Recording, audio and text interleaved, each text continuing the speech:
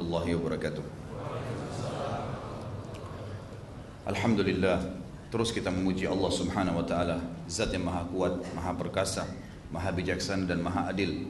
Dialah yang paling layak untuk disembah, dipatuhi, ditunduki, dicintai dan juga ditakuti. Karena dia memang yang telah menciptakan semua yang di langit, semua yang di bumi dan semua yang di kedalaman lautan. Dan dia yang telah menggantungkan segala nikmat yang dia berikan kepada kita dengan kalimat Alhamdulillah. Maka sangat wajar kalau sebagai orang yang beriman sering mengulangi kalimat yang mulia ini.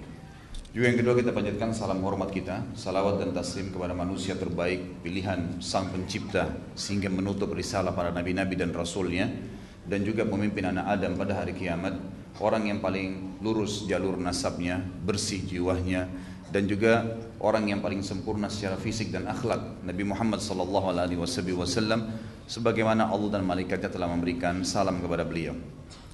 Seperti biasa teman-teman sekalian, bertemu lagi di serial Kesatria Islam, generasi emas Islam, para sahabat ridwanullahi alaihim. Dan kita masuk ke serial kita pada sore ini, semoga Allah berkahi sahabat yang mulia Mus'ab ibn Umair radhiyallahu anhu. Mus'ab radhiyallahu anhu adalah seorang sahabat yang memiliki ciri khas. Ciri khasnya dibandingkan dengan sahabat yang lain adalah orang yang sebelum masuk Islam sangat kaya raya dan terkenal berkumpul badannya, putihnya kulit yang bersih, wajah yang tampan, pakaian yang selalu bersih, serta minyak wangi yang selalu semerbak. Sampai di Mekah dikenal, kalau seandainya Mus'ab sudah melewati sebuah tempat, maka pastilah masyarakat Mekah secara keseluruhan sepakat mengatakan di sini telah lewat Mus'ab ibn Umair, karena wanginya, minyak wangi yang dipakai dan mahalnya minyak wangi tersebut sehingga memiliki bau khas dan tidak semua orang memilikinya. Sampai Al-Bara' bin Azib radhiyallahu anhu, sahabat Nabi yang lain, pada saat di Mekah dia melihat Mus'ab pertama kali, dia mengatakan, saya pada saat melihat Mus'ab seperti melihat salah satu dari laki-laki ahli surga yang seperti digambarkan oleh Nabi SAW, dari pakaian yang rapi, tampan, bersih, dan segala kelebihan ada padanya. Figur Mus'ab radhiyallahu anhu adalah seseorang yang pantas untuk dijadikan sebagai rujukan dan juga suri tauladan, diidolakan, karena banyak sekali pelajaran yang akan kita ambil dari tokoh kita ini.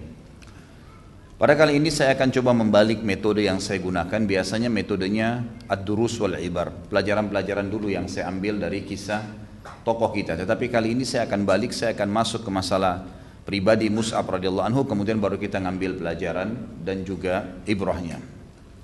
Mus'ab radhiyallahu anhu bernama Mus'ab bin Umair bin Hashim bin Abdul Manaf bin Abduddar bin Qusay bin Kilab bin Murrah al-Qurashi Abu Abdillah. Beliau tentu ayahnya bernama Umair bin Hashim, salah satu kepala suku yang terkenal di Mekah dan juga orang kaya raya, memiliki wibawa. Dan ibunya bernama Khunas binti Malik. Ada tradisi orang-orang jahiliyah dulu teman-teman sekalian, kalau ada wanita lahir dari jalur nasab yang kuat di pandangan mereka, misal ayah ibunya adalah orang-orang yang terkenal, sama jajaran jalur nasabnya, keadaan ekonominya, kepintaran dan kecerdasannya, kelebihan fisiknya, maka anak yang lahir itu nanti, kalaupun perempuan, dia punya kedudukan khusus. Kapan dia menikah dengan level laki-laki yang di mata mereka pada saat itu lebih di bawah sedikit saja dari keadaan ekonominya atau fisiknya atau kecerdasan atau jalur nasabnya, maka perceraian ada di tangan si wanita.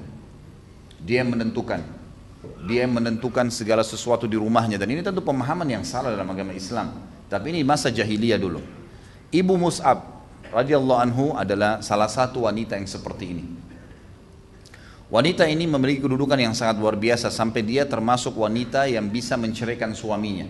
Sehingga memang karena kekayaannya, kecantikannya, jalur nasabnya yang luar biasa dan kecerdasannya, maka karena kayahnya dia selalu menghiasi Mus'ab yang kebetulan waktu itu adalah anak pertamanya. Dan Mus'ab punya adik laki-laki lain yang bernama Abdul Aziz, nanti akan ada kisah yang kita akan sampaikan. Tapi yang jelas dia selalu menghiasi Mus'ab dengan pakaian yang terbaik dan selalu menggunakan baju yang terbuat dari kain kutun dari Yaman, dan ini terkenal sangat mahal. Minyak wangi yang dipakai dari negeri Syam, Dan ini juga terkenal pada saat itu minyak wangi yang paling mahal. Ya mungkin kalau kita beberapa negara sekarang yang terkenal dengan minyak wangi yang mahal, mungkin seperti itulah. Tapi jelas didatangkan ke Mekah.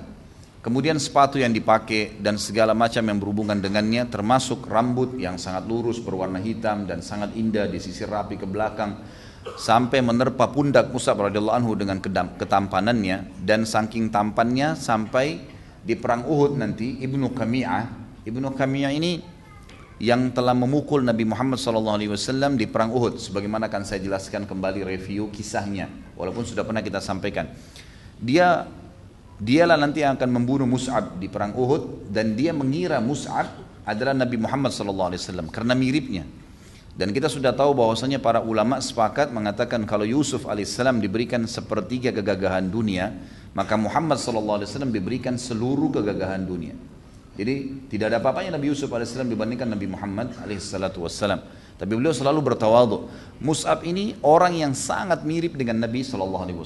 Ya, jadi manusia biasa yang bukan Nabi, tetapi memang dia memiliki kelebihan yang luar biasa. Dia lebih muda dari Nabi SAW 14 tahun. Karena Nabi SAW lahir tahun 571 Masehi dan Mus'ab lahir tahun 585 Masehi. Tentu istrinya bernama Hammanah binti Jahash yang nanti setelah Mus'ab meninggal dunia dinikahi oleh Talha bin Ubaidillah setelah kasus terbunuhnya di perang Uhud, akan kita jelaskan nanti. Dan Allah karuniai dua orang anak bernama Muhammad dan Abdullah. Dan Abdullah adalah anak pertama, maka diberikan julukan dengan Abu Abdillah. Mus'ab radhiyallahu anhu punya kisah yang menarik yang perlu kita simak, yaitu pertama awal dia masuk Islam. Awal masuk Islam tokoh kita ini teman-teman sekalian, dia mendengar saja kalau ada seseorang yang mengaku Nabi di Mekah, dan dia termasuk salah satu sahabat yang tidak ada seorang pun mengajaknya untuk Islam, sendirian dia datang. Nah, dia mendengar, dia datang ke Darul Arqam, lalu dia menemui Nabi SAW. Dan luar biasa, kelebihan yang dimiliki oleh Mus'ab adalah begitu mendengar, dan ini adalah sebuah pelajaran besar nanti yang kita ambil. Pelajaran pertama, dia mendengar, menerima, memahami dan mendalami, kemudian mempraktikkan dan mempertahankan sampai mati. Maka dia mengucapkan syahadat di kali pertama mendengarkan dari Nabi SAW ayat-ayat Al-Quran. Dan semenjak itu Mus'ab tidak pernah meninggalkan majlis Nabi SAW. Sehingga seperti judul kita, Mus'ab adalah da'i pertama Islam. Jadi memang dia karena cerdasnya, karena memahami semua apa yang Nabi SAW ajarkan pada saat itu, setiap wahyu turun dia langsung fahamin, dia amalkan, dia terima semuanya, dan dia yakini di kebenaran, maka akhirnya diutus oleh Nabi SAW menjadi da'i. Waktu dia masuk Islam tentu setelah syahadat, dia menyembunyikan awalnya karena dia takut dengan ibunya yang memiliki kedudukan tadi saya bilang. Tapi akhirnya ketahuan juga oleh ibunya, maka oleh ibunya semua fasilitas Mus'ab ditarik. Apapun itu, dari pakaian, dari makanan, dari uang, segala-galanya. Dan Mus'ab itu belum punya pekerjaan. Kemudian dikurung di dalam rumah dan dijaga oleh beberapa bodyguard kalau kita sekarang, dengan badan-badan yang kekar dan siap memukul Mus'ab setiap saat kalau dia mau lari. Sampai akhirnya tentu setelah dia masuk Islam dan dia dihukum seperti ini, datanglah perintah Nabi SAW membolehkan para sahabat untuk hijrah ke Habasyah, Ethiopia, dan beliau pun ikut hijrah. Dan Mus'ab termasuk salah satu sahabat yang hijrah 3 kali, 2 kali ke Habasyah dan 1 kali ke Madinah. Dan ini tentu nanti akan kita sebutkan juga dalam pelajaran kita, ada fadilah hijrah, walaupun sudah saya sebutkan juga di beberapa sahabat kita yang lalu. Yang jelas Mus'ab radhiyallahu anhu memiliki kelebihan yang luar biasa dari manaqibnya, dari kelebihan-kelebihannya. Yang pertama, beliau adalah as-sabiqun al-awwalun ilal Islam. Beliau orang yang pertama masuk Islam. Dan kita tahu orang-orang yang pertama masuk Islam adalah orang-orang yang akan menjadi contoh gitu kan, dan akan memanen pahala orang yang datang setelahnya. Kemudian yang kedua, kelebihan Mus'ab radhiyallahu anhu adalah beliau sabar dalam Islam. Setelah masuk Islam, beliau sabar dan beliau meninggalkan semua kenikmatan dunia walaupun sudah di depan matanya. Karena ibunya cuma mengatakan, tinggalkan agama Muhammad, kau akan dapatkan semua fasilitas. Apapun yang sudah saya kasih, saya akan berikan kembali. Tapi syaratnya tinggalkan. Tapi dia tidak mau dan dia terima untuk supaya dipukul, dihukum, disiksa, gitu kan. Dan ini teman-teman yang pegang buku bisa melihat dari halaman 70 sampai halaman 74 tentang kisah masuk Islamnya Mus'ab radhiyallahu anhu dan rentetan kisah bagaimana dia dihukum oleh ibunya. Tentu Mus'ab ini, jangankan Al-Bara' tadi radhiyallahu anhu yang berkata tentang kelebihan Mus'ab masalah sebelum Islam ya. Nabi kita Muhammad sallallahu alaihi wasallam sampai menjadi sebuah hadis menyebutkan tentang bagaimana Mus'ab pada saat transisi dari sebelum Islam sampai menjadi Islam. Kata Nabi SAW, "Ma ra'aitu bi Makkah ahadan ahsanul lummatan." Saya tidak pernah lihat ada orang yang lumma ini sebenarnya lebih tepat yang paling putih, paling gagah, paling kekar, gitu kan, paling nyaman untuk dilihat, semuanya masuk di situ. Kemudian dikatakan Nabi SAW, "Wala arakku hullatan," dan juga yang bajunya paling bagus, setiap orang lihat, ya, rapi, neces dan seterusnya. Semuanya bajunya bagus, mewah. Wala an'ama nikmatan min Mus'ab bin Umair, dan juga tidak ada nikmat yang mengalahkan nikmat-nikmat yang sedang bertumpuk pada Mus'ab. Teman-teman sekalian, setelah masuk Islam, ada sebuah riwayat menjelaskan di Madinah, pernah satu kali Mus'ab radhiyallahu anhu masuk ke dalam masjid. Kemudian baju yang dipakai oleh Mus'ab itu punya 2 tambalan. Lalu para sahabat pun sempat pada saat itu teringat bagaimana keadaan Mus'ab sebelum Islam, gitu. Luar biasa orang ini. Dulunya luar biasa, kemana-mana jalan pokoknya semua bajunya yang paling bagus, paling wangi dan seterusnya. Sekarang berubah total, ya. Karena memang tidak ada fasilitas yang dia milikin. Sampai setelah masuk Islam pun, radhiyallahu anhu, sebelum ada pembebasan, ada harta ganima yang banyak dari harta perang, di mana para sahabat seperti Sa'ad bin Abi Waqqas, Umar bin Khattab, Abu Bakar sendiri dan banyak sahabat Nabi yang lain merasakan sampai meninggalnya Nabi SAW, mereka mengikuti peperangan-peperangan dan mendapatkan banyak ganima sehingga mereka menjadi kaya. Tapi Mus'ab tidak sempat mendapatkan itu karena baru tahun 3 Hijriah beliau sudah wafat dan mati syahid di perang Uhud, gitu kan. Jadi pada saat dia masuk di tahun awal hijrah di Madinah dengan baju ditambal, maka para sahabat ada yang menundukkan kepala karena sedih melihat keadaannya. Luar biasa nih orang, setelah masuk Islam ternyata begini keadaannya. Pada saat itu Nabi SAW melihat keadaan mereka dan beliau sempat bertanya, ya, itu teman-teman bisa lihat, saya sempat tandain di buku kita ini di halaman 76. Ali radhiyallahu berkata, "Aku datang ke masjid lalu Mus'ab bin Umair datang kepada kami sambil memakai sebuah jubah yang ditambal dengan kulit. Padahal sebelum itu dia termasuk pemuda Mekah yang paling makmur dan hidup dalam kemewahan.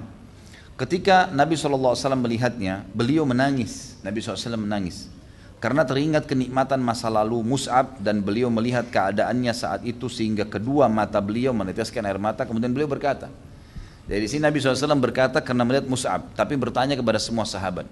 Sebelum saya jelaskan teman-teman sekalian tentang masalah riwayat ini nantinya, perlu antum tahu ya, sangat wajar terjadi kalau seseorang dari masa jahiliyah segala sesuatu tentu foya-foya, gitu kan.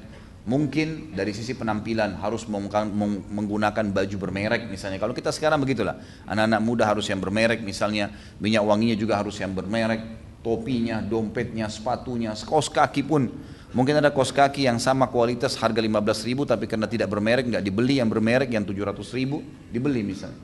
Seperti itulah.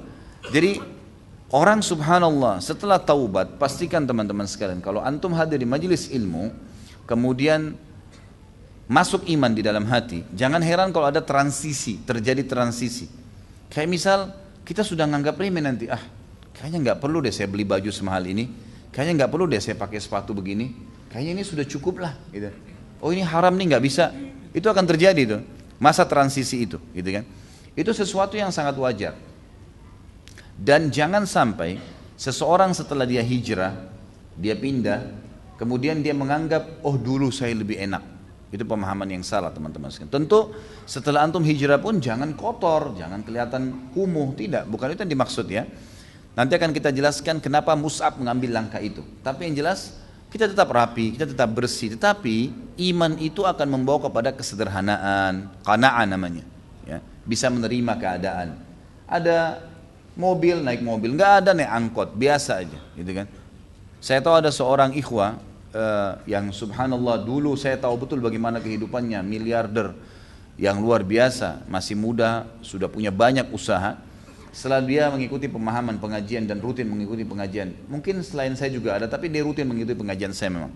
Saya tahu betul secara pribadi, subhanallah, sampai semua kendaraannya sekarang dijual karena memang dia harus membayar utang-utang riba ada di bank, dan sekarang dia sewa mobil yang sangat tua gitu. Saya baru ketemu aja kemarin gitu kan, di salah satu kota di Indonesia, tidak usah saya sebutkan. Kemudian saya ketemu, lalu saya heran melihat dia dengan perubahan yang luar biasa, dari pakaian yang sederhana tapi tetap bersih dan rapi gitu kan.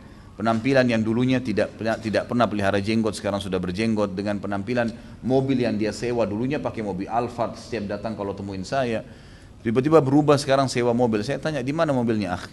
Dia bilang, sudah saya jual semua, Ustaz. Kenapa? Ya karena saya melihat riba, walaupun saya pakai mobil bagus, tapi itu utang semuanya. Dan akhirnya menjadi masalah buat saya. Bahkan setelah saya jual semua, ada mungkin 4-5 mobil, semua masih belum bisa nutupin. Tapi ucapan lisannya, alhamdulillah Ustaz, ada ketenangan jiwa yang tidak pernah saya rasakan dulu.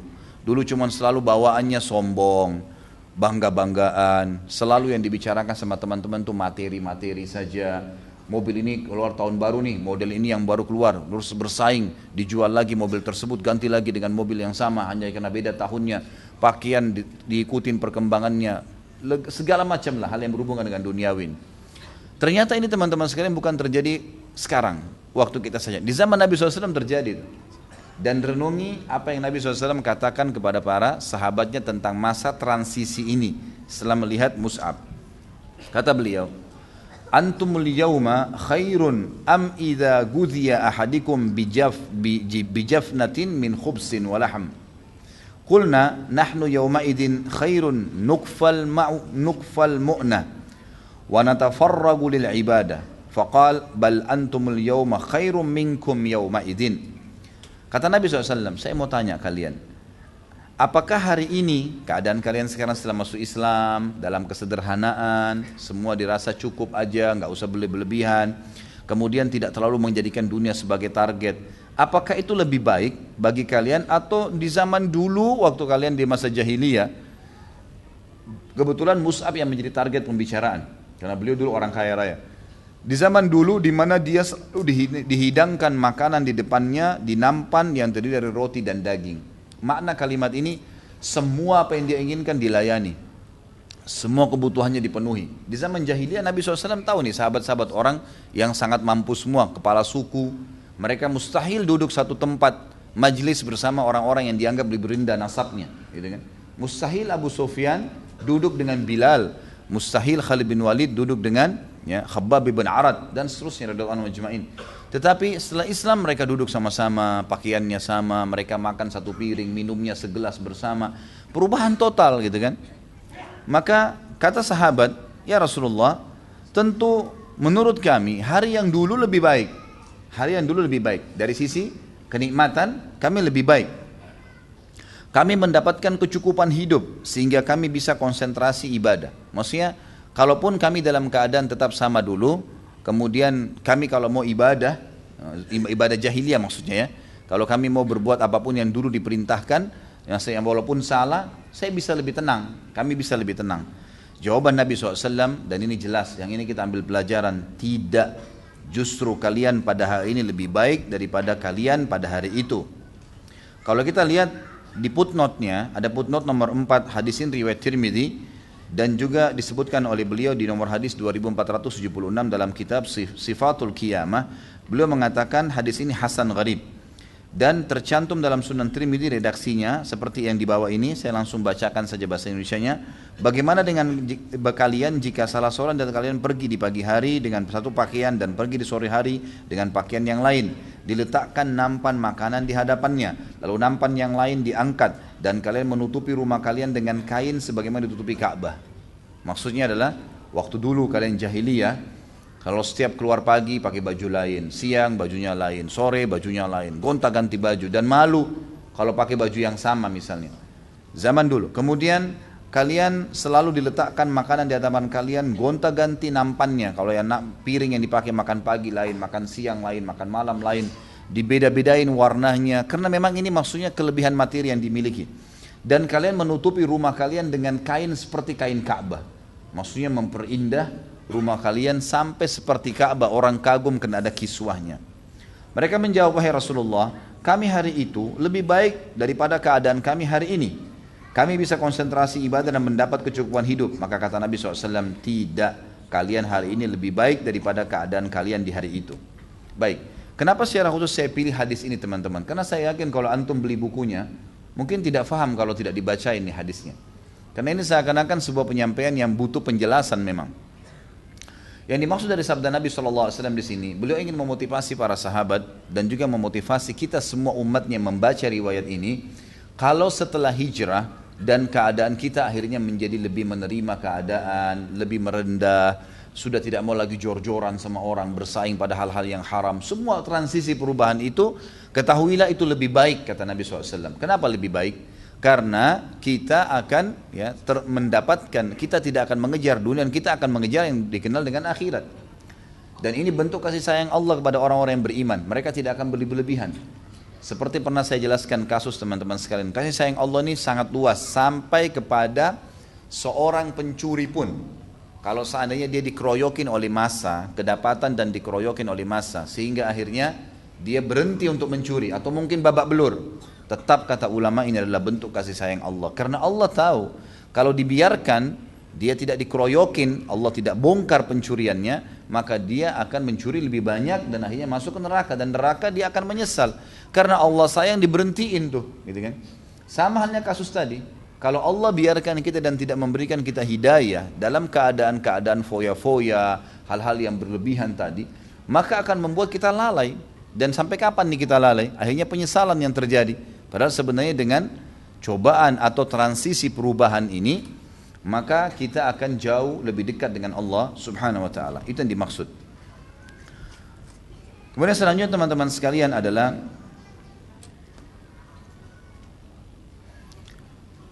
tentu kelebihan saya bilang tadi manaqibnya Mus'ab ya. Yang pertama beliau adalah orang yang pertama masuk Islam, yang kedua beliau sahabat dalam Islam dan beliau meninggalkan semua kenikmatan dunia. Yang ketiga beliau hijrah untuk agama Islam, untuk agama ini supaya dia bisa beribadah kepada Allah 3 kali. Dan ini juga nanti akan kita jelaskan dalam pelajaran-pelajaran kita, bahwasanya sangat penting seseorang hijrah dari satu tempat ke tempat yang lain kalau dia tidak bisa beribadah di tempat itu. Mau itu satu tempat kos ke tempat kos yang lain, tempat sewa ke tempat sewa yang lain, dari sebuah desa atau kota ke kota yang lain dan seterusnya, atau negara ke negara yang lain. Kemudian Mus'ab bin Umair yang keempat adalah setelah dia hijrah 3 kali, beliau memposisikan diri menjadi orang yang bisa meneruskan dakwah Nabi Muhammad SAW. Ini yang jadi target dakwah Nabi Muhammad SAW. Dan beliau akhirnya fokus menangkap, menghafal dan menulis semua apa yang disampaikan oleh Nabi SAW. Dan ini banyak orang yang tidak tahu kalau Mus'ab ternyata radhiyallahu anhu sudah menulis perkataan-perkataan Nabi SAW dulunya, tapi untuk pribadi di Mekah, sehingga beliau memahami benar apa yang disampaikan oleh Nabi SAW dan tertanam benar dalam hati Mus'ab radhiyallahu anhu, sehingga Nabi SAW mengutusnya menjadi da'i, dan akhirnya dialah orang yang telah mendapatkan pahala seluruh penduduk Madinah. Seluruh penduduk Madinah. Kita tahu, kata ulama, kalau seluruh penduduk Madinah didapatkan pahalanya karena dakwanya Mus'ab radhiyallahu anhu, maka berarti seluruh dunia ini umumnya tersebar Islam justru dari tangannya Mus'ab. Karena nanti kita lihat banyak sekali sahabat dari Ansar yang menyebar di sana sini yang mendukung dakwah Nabi SAW, itu masuk Islam di tangan Mus'ab. Cukuplah teman-teman sekalian masuk Islamnya 2 orang tokoh Ansar yang sangat luar biasa. Sa'ad bin Mu'adz radhiyallahu anhu, ini yang pada saat meninggal arsy-Nya Allah goncang, masuk Islam di tangannya Mus'ab. Dan juga Usaid bin Khudair radhiyallahu anhu, yang mana sahabat ini kalau membaca Al-Quran, setiap baca Quran malaikat selalu datang mendengarkan bacaannya. 2 orang ini tokoh suku Ansar di Madinah yang masuk Islam di tangan Mus'ab, dan akhirnya seluruh sukunya masuk Islam. Dalam 1 hari saja setelah didakwahin maka akan masuk Islam semuanya.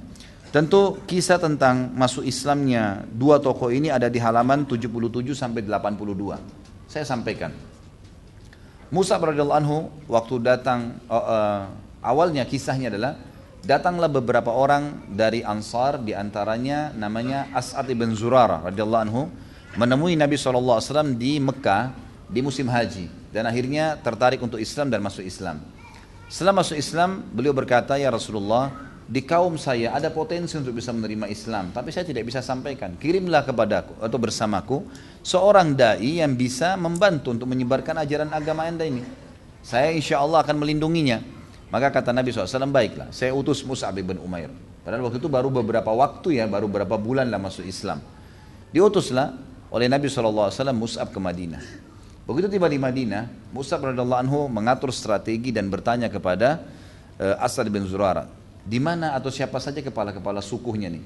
Diberikanlah nama si fulan, diantaranya Sa'ad bin Mu'ad, Usaid bin Khudair, Sa'ad bin Ubadah, ini semua disebutkan nama-namanya. Maka Mus'ab menjadikan mereka sebagai target dengan cara. Dalam riwayat di halaman 77 sampai 82 disebutkan, Sa'ad bin Mu'ad mendengar kalau As'ad bin Zurarah membawa tamu dan menjadi dai. Lalu kemudian tersebar berita kalau dia melarang untuk menyembah berhala. Lalu Sa'ad pun mengutus Usaid bin Khudair dan berkata, coba kamu lihat ke sana, cari tahu informasi orang ini. Dan usir mereka dari Madinah, termasuk As'ad usir, karena As'ad ini bukan kepala suku. Gitu kan? Usir saya dari Madinah kalau dia buat kekacauan. Datanglah ya, Usaid bin Khudair radhiyallahu anhu ini sebelum masuk Islam kepada Mus'ab dan As'ad dan berkata, apa yang kalian lakukan nih? Mengacaukan Madinah, mau memisahkan antara keluarga, memecahkan suku-suku kami. Keluarlah kalau kalian masih mau hidup. Gitu ya. Mus'ab radhiyallahu anhu sebagai dai memiliki sifat yang hakim. Nanti akan kita sebutkan di pelajaran-pelajaran bagaimana menjadi dai yang benar. Di antaranya pelajaran diambil dari Mus'ab radhiyallahu anhu. Beliau mengatakan, tidakkah anda duduk dulu mendengarkan, kalau seandainya apa yang saya sampaikan ini bagus, terimalah. Kalau tidak bagus, pastikan saya langsung tinggalkan Madinah. Ya. Maka kata Usaid bin Khudair, pilihan yang menarik, tidak masalah, bijak. Duduklah Usaid bin Khudair dan Mus'ab bin Umair cuma membacakan ayat-ayat Al-Quran. Karena pada saat itu mereka sudah faham artinya. Dibacakanlah Allah berfirman, mengutus Rasulnya namanya Muhammad SAW di Mekah, dan ini ayat-ayatnya dibacakan. Tidak lama kemudian Usaid bin Khudair tertarik dan mengatakan, sungguh indah perkataan-perkataan ini. Bagaimana caranya supaya menganut agama kalian? Kata Mus'ab dan As'ad bin Zurarah, engkau kalau mau mandi lebih baik mensucikan diri, kemudian kamu mengucapkan 2 kalimat syahadat dan kami akan ajarkan engkau bagaimana sholat 2 rakaat setelah itu. Maksudnya belajar. Karena waktu itu tentunya teman-teman sekalian sholat semuanya masih 2 rakaat ya. Subuh, duhur, asar, maghrib, isya semua masih 2 rakaat. Awal dakwanya Mus'ab. Ya, dan ini nanti setelah selesai perang atau transisi perang Badar, barulah turun perintah puasa Ramadan, kemudian perubahan jumlah-jumlah sholat, dan ini bisa diikuti di materi sirah. Sudah saya sampaikan panjang lebar tentang masalah itu. Lalu kemudian Usaid pun radhiyallahu anhu masuk Islam. Dan Usaid ini sudah pernah saya sebutkan kisahnya, saya reviewkan kembali. Beliau semenjak itu mulai belajar Al-Quran dengan Mus'ab, lalu kemudian memiliki suara yang sangat indah. Sampai kalau dia membaca itu, kudanya selalu mengikuti. Ya, di sebelahnya itu kudanya kelihatan tenang pada saat dia baca Al-Quran. Orang-orang di sekitarnya sampai anak-anak kecil pun duduk mendengarkan bacaan kalau Usaid membaca karena indahnya suaranya. Satu malam beliau lagi kepanasan gerah di rumahnya, kemudian beliau ingin membaca Al-Quran di luar rumahnya. Begitu dia duduk di halaman rumahnya lalu dia membaca Al-Quran, tiba-tiba kudanya sempat merontak. Kemudian dia berhentikan bacanya, lalu dia lihat ke arah kudanya nggak apa-apa, berhenti diam gitu, nggak marah, nggak ngamuk lagi, nggak bergerak lagi. Terus tiba-tiba dia ulangin lagi bacaan, dilanjutkan, terjadi lagi sama kudanya. Dia berhenti baca, kudanya juga berhenti, sampai 3 kali. Lalu dia mengatakan, tiba-tiba mata saya angkatkan ke langit, lalu saya melihat. Ya, Usaid bin Khudair berkata, saya mengangkat mata saya ke langit, saya menemukan ya beberapa cahaya putih menembus langit. Maka saya pun segera mendatangi Nabi SAW. Dalam masjid lalu berkata, ya Rasulullah, kejadian seperti ini. Kata Nabi SAW, demi Allah wahai Usaid, kalau seandainya kau membaca Al-Quranmu sampai pagi, sampai terbit matahari, niscaya para penduduk Madinah akan melihat malaikat yang datang mendengarkan bacaanmu. Kenapa kok bisa seperti ini? Kenapa kok bisa sampai pagi malaikat akan terlihat? Kata ulama hadis, maksudnya adalah karena indahnya suaramu, sampai malaikat walaupun manusia-manusia lain juga lewat, dia tetap tidak akan berhenti mendengarkan bacaanmu. Selama kau tidak berhenti, maka dia akan kelihatan di sebelahmu. Orang semua akan bisa melihatnya. Jadi luar biasa nih bacaan Al-Quran. Dan ini masuk Islam di tangan Mus'ab radhiyallahu anhu. Yang jelas nanti ada kisah sendiri tentang beliau tentunya. Kemudian Usaid berkata radhiyallahu anhu, wahai Mus'ab, wahai As'ad, di sini di Madinah ada satu kepala suku. Kalau kalian bisa membuatnya menganut agama ini, maka pastikan satu Madinah semua masuk agama Islam. Kata Mus'ab, siapa itu? Kata Usaid, Sa'ad bin Mu'adz, dan saya akan membuatnya datang ke sini. Lalu Usaid pun pulang menemui Sa'ad bin Mu'adz. Sa'ad bin Mu'adz mengatakan waktu itu mereka tahu Allah ya, tapi musyrik. Mereka musyrik. Mereka mengatakan, demi Allah wahai Usaid, kamu pulang bukan dengan wajah pada saat kau pergi. Sekarang kau berseri-seri. Ada apa nih? Lalu kata Usaid, sesungguhnya suku-suku Arab yang ada di Madinah akan mengganggu sepupumu.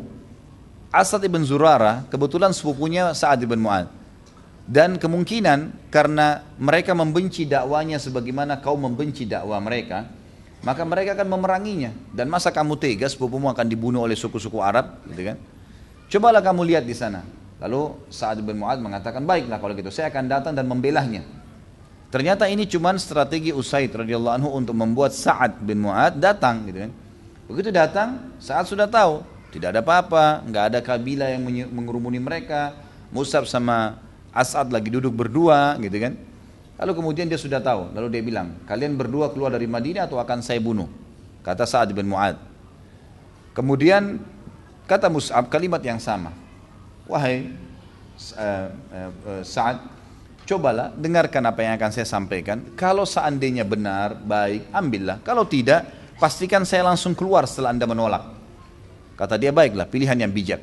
Kemudian dia duduk, lalu dia dengarkan. Dalam riwayat itu dikatakan dia menancapkan tombaknya ke tanah. Ada riwayat lain mengatakan pedangnya ke tanah. Lalu kemudian dia mendengarkan beberapa ayat Al-Quran. Tiba-tiba Allah masukkan hidayah di hati As-Sa'ad bin Mu'adz radhiyallahu anhu, masuk Islam. Dia bilang, bagaimana orang masuk ke agama kalian ini? Sungguh indah apa yang kamu membaca ini. Dia bilang, ya silakan. Cuman anda kalau mau mandi silakan, kemudian ucapkan syahadat, dan nanti kami akan ajarkan anda sholat ya, yang diperintahkan 2 rakaat. Maka Sa'ad bin Mu'adz pun akhirnya beriman kepada Allah dan Rasulnya di tangan Mus'ab radhiyallahu anhu. Dan perlu antum tahu ya, ini Sa'ad bin Mu'adz, nanti akan kita bahas kisahnya. Perannya dalam perang Bani Quraidah luar biasa. Luar biasa. Beliau adalah penentu keputusan agar 700 ya, pasukan, personel pasukannya Yahudi Quraidah dibunuh semuanya. Itu ada bahasan sendiri tentunya. Dan pada saat dia mengambil keputusan itu, kata Nabi SAW, Allahu Akbar, sungguh Sa'ad, kamu telah mengambil keputusan yang telah Allah tentukan di langit ke-7 sebelum diturunkan, maka kau sudah mengambil keputusan itu. Nanti akan kita bahas di bahasan beliau. Tapi luar biasanya orang ini, pada saat dia meninggal, arsy-nya Allah bergoncang. Sebagaimana Jibril datang kepada Nabi SAW dalam hadis Bukhari mengatakan, wahai Muhammad, sungguh ada berita Sa'ad terbunuh, dan terbunuh karena dia mati kena panah yang terpanah di perang Khandaq, ya, di perang Ahzab. Kemudian ya arsy-nya Allah goncang gara-gara matinya. Maka satu Madinah pun sempat menangis karena meninggalnya Sa'ad bin Mu'adz radhiyallahu anhu. Yang jelas orang ini masuk Islam di tangan Mus'ab bin Umair. Apa yang terjadi teman-teman sekalian? Saking mulianya orang-orang Ansar ini, dan sangat wajar kenapa Nabi SAW bersabda tentang orang-orang Ansar, dan beliau berkata, kalau seandainya bukan karena hijrah, maka pastinya saya berharap bagian daripada orang Madinah, Ansar. Dan kata Nabi SAW, mencintai Ansar adalah bagian daripada keimanan, dan membenci mereka bagian daripada kemunafikan. Memang orang-orang Ansar luar biasa, mereka menerima kebenaran dengan sangat cepat. Beda dengan masyarakat Mekah yang tadinya simpang siur, dan bahkan mereka memerangi Nabi SAW. Bahkan 13 tahun dakwah Nabi SAW di Mekah tidak masuk Islam kecuali 70 orang saja. Sementara di Madinah baru beberapa hari saja Mus'ab, seluruh Madinah dipastikan masuk Islam pada saat itu. Sa'ad bin Mu'adz radhiyallahu pulang ke kaumnya sambil berkata, ngumpulin semua sukunya di Madinah, semuanya kumpul.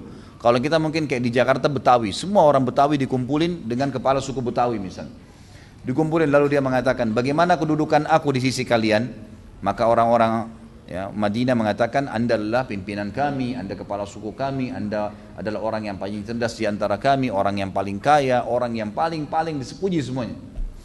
Kata Sa'ad radhiyallahu anhu, kalau begitu kedudukan saya di mata kalian, pastikanlah wajah saya haramkan dengan wajah kalian sampai kalian beriman kepada Allah dan Rasulnya. Maka tiba-tiba pada saat itu belum tiba sore kecuali semuanya sudah syahadat. Satu Madinah, gitu kan? Dan ini adalah jasa daripada Mus'ab bin Umair radhiyallahu anhum. Dan ini tentu bisa dibaca kisahnya di halaman 77 sampai 82. Kemudian juga Mus'ab radhiyallahu anhu setelah hijrah orang yang paling pertama yang melakukan sholat Jumat di Madinah. Setelah Nabi SAW dapat perintah tentang sholat Jumat di Mekah, maka beliaulah orang yang pertama melakukan sholat Jumat di Madinah, dan ini bisa dilihat di halaman 82 juga. Dan puncak daripada kehidupan Mus'ab radhiyallahu anhu adalah mati syahidnya beliau di Uhud. Uhud adalah peperangan yang terjadi di tahun 3 Hijriah, dan ini peperangan yang sangat mulia, terkenang sejarahnya sampai sekarang, dan lokasinya setiap orang umrah bisa didatangin. Uhud adalah peperangan yang terjadi setelah orang-orang Quraisy terkalahkan di perang Badr. Mereka marah dan menyusun pasukan 3.000 orang, kemudian menyerang Madinah. Karena Nabi SAW melihat mereka sudah hampir tiba di depan pintu gerbang Madinah. Waktu itu kebetulan Gunung Uhud berada di luar pintu gerbang Madinah. Maka Nabi SAW memanuver pasukan dan mengumpulkan sahabat yang waktu itu terkumpul sekitar 1.000 orang, tapi 300 orang dari orang-orang munafikin. Lalu orang munafik ini dipimpin oleh Abdullah bin Abi Salul keluar dari pasukan untuk membuat pasukan muslimin goyah. Tinggal 700 orang, kemudian Nabi SAW manuver dari belakang pintu tembok, kemudian memasuki kebun-kebun kurma, dan akhirnya mendatangi lokasi Uhud. Kalau kita ibaratkan misalnya tempat tisu ini adalah sebagai gunung Uhud, maka di depan gunung Uhud itu ada kebun-kebun kurma. Dan Nabi SAW di sini, di tempat saya, posisi saya adalah benteng Madinah. Dan yang mungkin tulisan nama ini adalah pasukan orang-orang kafir Quraisy sudah menghadap ke Madinah dan sudah akan menyerang pintu gerbang Madinah, gitu kan? Nabi SAW memanuver pasukannya dari di belakang Uhud sampai di kebun-kebun kurma, kemudian akhirnya tiba-tiba berada di sebelah, di sisi timurnya pasukan Quraisy. Maka Quraisy pun akhirnya tidak jadi menyerang Madinah dan mereka membalik ya pasukan mereka untuk menghadapan dengan Nabi SAW. Di sekitar Uhud ada bukit kecil namanya Jabal Rumat, gunung yang kecil yang memang ditaruh oleh Nabi SAW 50 pemanahnya dan dipimpin oleh Abdullah bin Jubair radhiyallahu anhu. Nabi SAW dipesan jangan turun dari gunung ini sampai ada instruksi dari saya, menang atau kalah. Ringkas cerita, mereka melakukanlah perintah Nabi SAW, dan pada saat itu nanti akan kita jelaskan di perannya Hamzah radhiyallahu anhu dalam perang Uhud. Beliau bersama dengan Ali bin Abi Thalib dan Zubair bin Awam radhiyallahu anhu majma'in sepakat untuk menjatuhkan benderanya orang-orang Quraisy, karena pasukan muslimin 700 orang, 50 di atas bukit pemanah, 650 di kancah peperangan. Pasukan Quraisy 3.000, 2.800 di kancah peperangan, 200 ada di sebuah lembah dipimpin oleh Khalid bin Walid untuk memantau peperangan dari jauh. Jadi 2.800 bertemu dengan 650 nggak berimbang. Strategi yang terbaik adalah Hamzah radhiyallahu anhu meminta izin kepada Nabi SAW untuk menyerang pemegang bendera Quraisy. Maka Nabi SAW izinkan. Pergilah 3 orang ini, kemudian mereka menyerang. Sampai akhirnya berhasil menemukan pemegang bendera dan dibunuh. Dan terus Hamzah radhiyallahu anhu membunuh sampai 11 orang. Dari pemegang bendera dan bendera Quraisy jatuh. Yang membuat 2.000 lebih pasukan tadi bubar semua. Ya, mereka menganggap walaupun jumlahnya banyak kalah karena pemegang bendera sudah jatuh semua. Ringkas cerita, waktu semuanya bubar 2.800 pasukan Quraisy berlarian sampai para sahabat menggambarkan kami melihat kancah peperangan kosong dan kendi-kendi harta-harta mereka semua bergeletakan di padang pasir serta perempuan-perempuan mereka menaiki bukit-bukit karena mereka biasanya perempuan tidak ditinggal dalam kancah peperangan walaupun kalah. Tapi ini saking kocar kacirnya sampai mereka membiarkan wanita mereka melarikan diri sendiri ke atas gunung-gunung. Lalu kemudian dari 50 pemanah ini ada 43 yang turun. Sudah diingatkan oleh Abdullah bin Jubair radhiyallahu anhu, jangan turun. Rasulullah SAW wasiatkan. Enggak, tetap turun. Turunlah mereka. Pada saat mereka turun, kemudian terjadilah 200 pasukan orang-orang Quraisy yang dipimpin Khalid bin Walid berada di sebuah lembah, memanuver ya keadaan. Mereka naik ke atas bukit, membunuh 7 orang yang tersisa, lalu menyerang dari belakang. Sisa pasukan muslimin yang 650 yang menyerang, yang mengejar pasukan Quraisy yang 2000 lebih, dikejar oleh Khalid bin Walid dari belakang dan mendirikan kembali bendera. Sehingga pasukan di tengah-tengah yang 650 ini terhimpit. Dari belakang diserang dengan 200, dari depan 2000 lebih itu kembali menyerang karena melihat bendera berdiri lagi. Ringkas cerita, banyaklah terjadi korban-korban di situ. Pada saat itu terjadi korban-korban yang sangat banyak karena dari 70 dari 600 dari 700 orang 70 orang mati syahid. 70 orang mati syahid, di antaranya adalah Mus'ab radhiyallahu anhu. Beliau mati syahid di sini. 70 orang mati syahid, dan sebab mati syahidnya adalah karena kasus tadi. Adanya 43 pemanah yang turun dan tidak mau mengikuti perintah Nabi SAW. Tentu ini pelanggaran dengan hikmah Allah Subhanahu Wa Taala. Ringkas cerita teman-teman sekalian, beradalah pasukan di tengah-tengah, pasukan muslimin di tengah-tengah, dan mereka terhimpit. Bahkan sampai saking kacaunya, ada pasukan muslim yang sempat membunuh muslim yang lain. Karena sudah kacau balau, sulit membedakan, terserang dari belakang, terserang dari depan. Dan dari 630 pasukan yang tersisa, ya, 70 orang mati syahid, itu semuanya luka. Dan yang minimal ya, di antara mereka yang punya luka itu 7 luka sabetan pedang di tubuhnya, gitu kan. Ini luar biasa, gitu kan, sakit luar biasa gitu. Kemudian terjadilah teman-teman sekalian pada saat itu luka-luka yang parah sampai Nabi SAW terdesak ke Gunung Uhud, dan Mus'ab bin Umair pada saat itu tetap memegang bendera. Datanglah Ibnu Qami'ah. Ibnu Qami'ah ini sebenarnya dia sudah datang ke arah Nabi SAW, kemudian sempat memukul Nabi SAW. Jadi Nabi SAW berada dalam sebuah lubang, ya. Lubang ini dibuat oleh Abu Amir namanya. Abu Amir al-Fasiq ini, dia memang dulu mau menjadi raja di Madinah, tapi karena datang Islam, orang-orang menolak dia menjadi raja karena dianggap dia tidak mau masuk Islam. Sakit hati waktu dia dengar pasukan Quraisy tiba di Uhud, dia buat lubang-lubang. Tujuannya agar orang Islam terjerumus jatuh di situ, ditaruh dengan pelapa-pelapa kurma, dan memang Nabi SAW jatuh di lubang itu. Waktu jatuh, datang Ibnu Qami'ah, lalu menghantam Nabi SAW dengan pedang ke pundak kanan beliau, dan kesakitan sampai sebulan. Gitu kan, kata Nabi SAW, saya rasakan sakitnya sebulan. Lalu mengambil lagi pedangnya dan diayunkan dengan keras ke arah pipi Nabi SAW, sehingga membuat besi dari topi Nabi SAW melengket di pipi beliau. Dan ini sudah kita jelaskan di kisah Talha bin Ubaidillah radhiyallahu anhu, pada saat beliau mengeluarkan 2 besi itu dengan giginya, sampai gigi Talha tanggal, gitu kan. Kemudian juga bibir beliau sempat memar, geram beliau pecah, dan kening beliau sempat berdarah. Ringkas cerita, Ibnu Qami'ah ini dengan beberapa teman-temannya menyerang Nabi SAW, sementara sahabat lagi kocar-kacir. Sampai datang Talha, datang beberapa sahabat, diantaranya Abu Bakar, Umar, membela Nabi SAW. Barulah Ibnu Qami'ah ini menyingkir. Waktu dia menyingkir, sementara dia mau bergabung dengan pasukan, dia kaget melihat ada orang persis dengan Nabi SAW, karena rambutnya sama. Rambut Nabi SAW dibiarkan sampai ke pundaknya dan tidak diikat, dibiarkan terbuka. Dan kalau dikena angin tertiup, gitu kan, kelihatan. Menggunakan baju jubah yang berwarna putih, memegang bendera muslimin. Maka dia mengira Nabi SAW. Lalu kemudian dari belakang dia menyabet tangan Mus'ab radhiyallahu anhu yang kanan, sehingga bendera tadi jatuh, hampir jatuh. Tapi Mus'ab radhiyallahu anhu sempat menangkap dengan tangan kirinya. Cuman karena darah mengucur dan kesakitan, maka Ibnu Qami'ah kembali lagi memotong tangan kiri Mus'ab radhiyallahu anhu, dan akhirnya bendera tersebut hampir jatuh, dan oleh Mus'ab dipegang dengan sisa tangannya radhiyallahu anhu. Kemudian datang Ibnu Qami'ah dan menusuk dadanya sehingga Mus'ab mati syahid. Mus'ab radhiyallahu anhu mati syahid. Jatuhlah dia dan dia menyebarkan berita, aku telah membunuh Muhammad. Aku telah membunuh Muhammad. Padahal sebenarnya dia sudah lihat tadi Nabi SAW pertama, tapi karena miripnya dengan Nabi SAW sampai dia mengira Nabi keluar dari lubang dan sekarang pegang bendera, dan dia membunuhnya. Maka Abu Sufyan sempat pada saat itu mengatakan, sungguh ya, aku lebih percaya kepada Umar daripada Ibnu Qami'ah. Pada saat pasukan muslimin sudah luka semua, maka Abu Sufyan datang ke dekat Gunung Uhud lalu berkata, apakah ada Muhammad? Diam mereka. Apakah ada Abu Bakar? Mereka diam. Apakah ada Umar? Mereka diam. Lalu Nabi SAW mengatakan, jawablah. Maka berkata Umar, mereka semua masih hidup.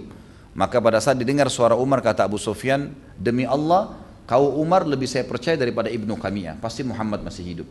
Tapi ringkas cerita teman-teman sekalian, terbunuhlah tokoh kita Mus'ab bin Umair dalam perang Uhud ini, dan akhirnya mati syahid. Ini kurang lebih kisah tentang Mus'ab radhiyallahu anhu, dan kita masuk sekarang ke masalah ad-durus wal ibar, pelajaran-pelajaran yang kita bisa ambil daripada kisah tokoh kita ini. Yang pertama teman-teman sekalian adalah tidak menunda hidayah yang sudah ada di depan mata. Dan ini sudah menjadi tradisi umumnya sahabat. Mereka kalau lihat kebenaran langsung diikutin. Kayak antum misalnya dengar di pengajian nih, oh ada informasi yang positif tentang apa yang bisa membuat kok saya rasanya lebih mau berubah mau beribadah, mau meninggalkan dosa, maka itu segera dirangkul, itu tanda hidayah. Dan mereka tidak pernah menunda masalah itu, termasuk tokoh kita Mus'ab bin Umair yang baru pertama kali mendengarkan dakwah, kemudian dia langsung menerima, mendalaminya, kemudian menyebarkannya, sampai akhirnya seluruh penduduk Madinah dan menyebar ke seluruh dunia Islam yang telah diterima di tangan Mus'ab bin Umair. Yang kedua teman-teman sekalian, adanya, dan ini yang saya ingin titik beratkan, adanya fadilah dan perintah untuk berdakwah dan menjadi da'i. Dan ini kita lihat dari perilaku Nabi SAW pada saat menunjuk Mus'ab radhiyallahu anhu. Dan kita dengarkan sama-sama ayat-ayat Al-Quran yang memerintahkan masalah itu. Yang pertama, surah Al-Ahzab, surah nomor 33 ayat 45 sampai 48. A'udzubillahi minasyaitonirrajim. Al-Ahzab 33 ayat 45 sampai 48. Tentu ini enggak ada di buku antum ya. Ini tambahan. Pelajaran-pelajaran ini adalah tambahan. Semua pelajaran yang kita pelajari dari awal sahabat Abu Bakar sampai sekarang, Mus'ab bin Umair radhiyallahu anhu, ini durus wal ibar tidak ada di dalam buku kita. Tapi saya coba susunkan. Makanya kalau yang mau nulis silahkan ya. Firman Allah, dalil pertama tentang masalah pentingnya dakwah dan juga menjadi dai, surah Al-Ahzab 33 ayat 45 sampai 48. A'udzubillahi minasyaitonirrajim. Ya ayuhan nabiyyu inna arsalnaka syahidan wa mubasysyiran wa nadhira wa da'iyan ila Allah biidzni wa sirajan munira wa basyiril mu'minina bi anna lahum minallahi fadlan kabira wa la tuti'il kafirin wal munafiqin wa da'adzahum wa tawakkal 'ala Allah wa kafa billahi wakila. Artinya, hai Nabi, sesungguhnya kami benar-benar mengutusmu sebagai saksi dan pembawa berita gembira bagi orang-orang yang beriman, juga pembawa peringatan dan ancaman bagi orang-orang yang melanggar. Serta kamu menjadi da'i, orang yang harus menyampaikan agama Allah ini.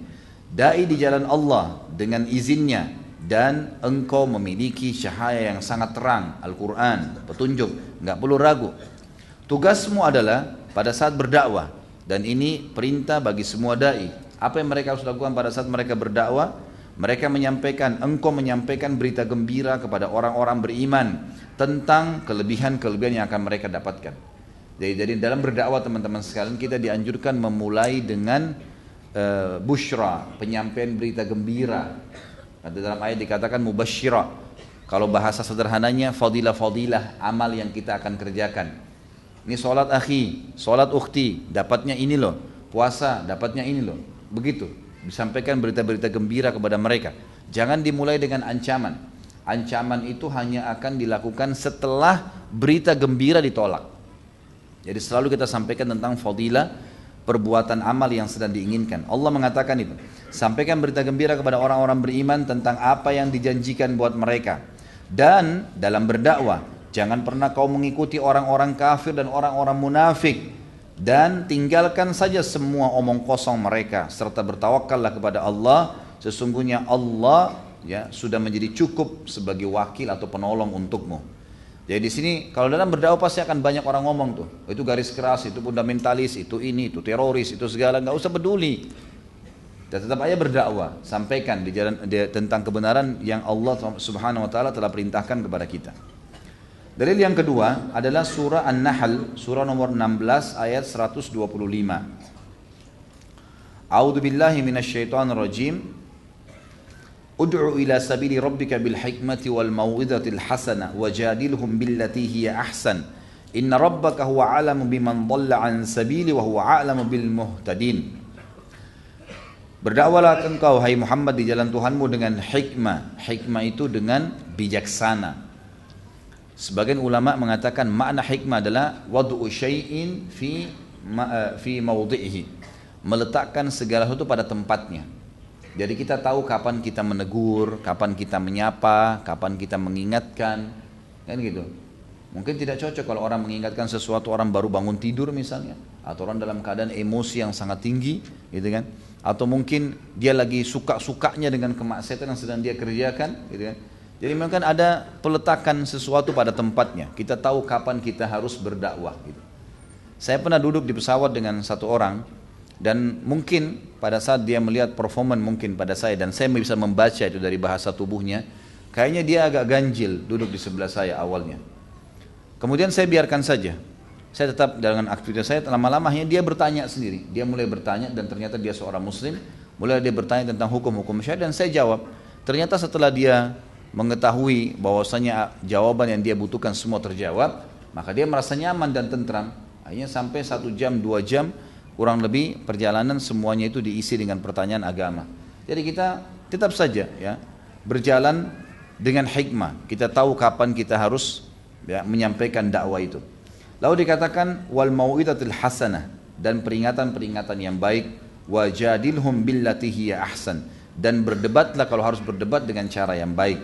Inna rabbaka huwa a'lamu biman dhalla an sabili, sesungguhnya Allah tahu siapa yang sesat dari jalannya, wa huwa a'lam bil muhtadin, dan dia tahu siapa yang orang-orang mau mengikuti petunjuk.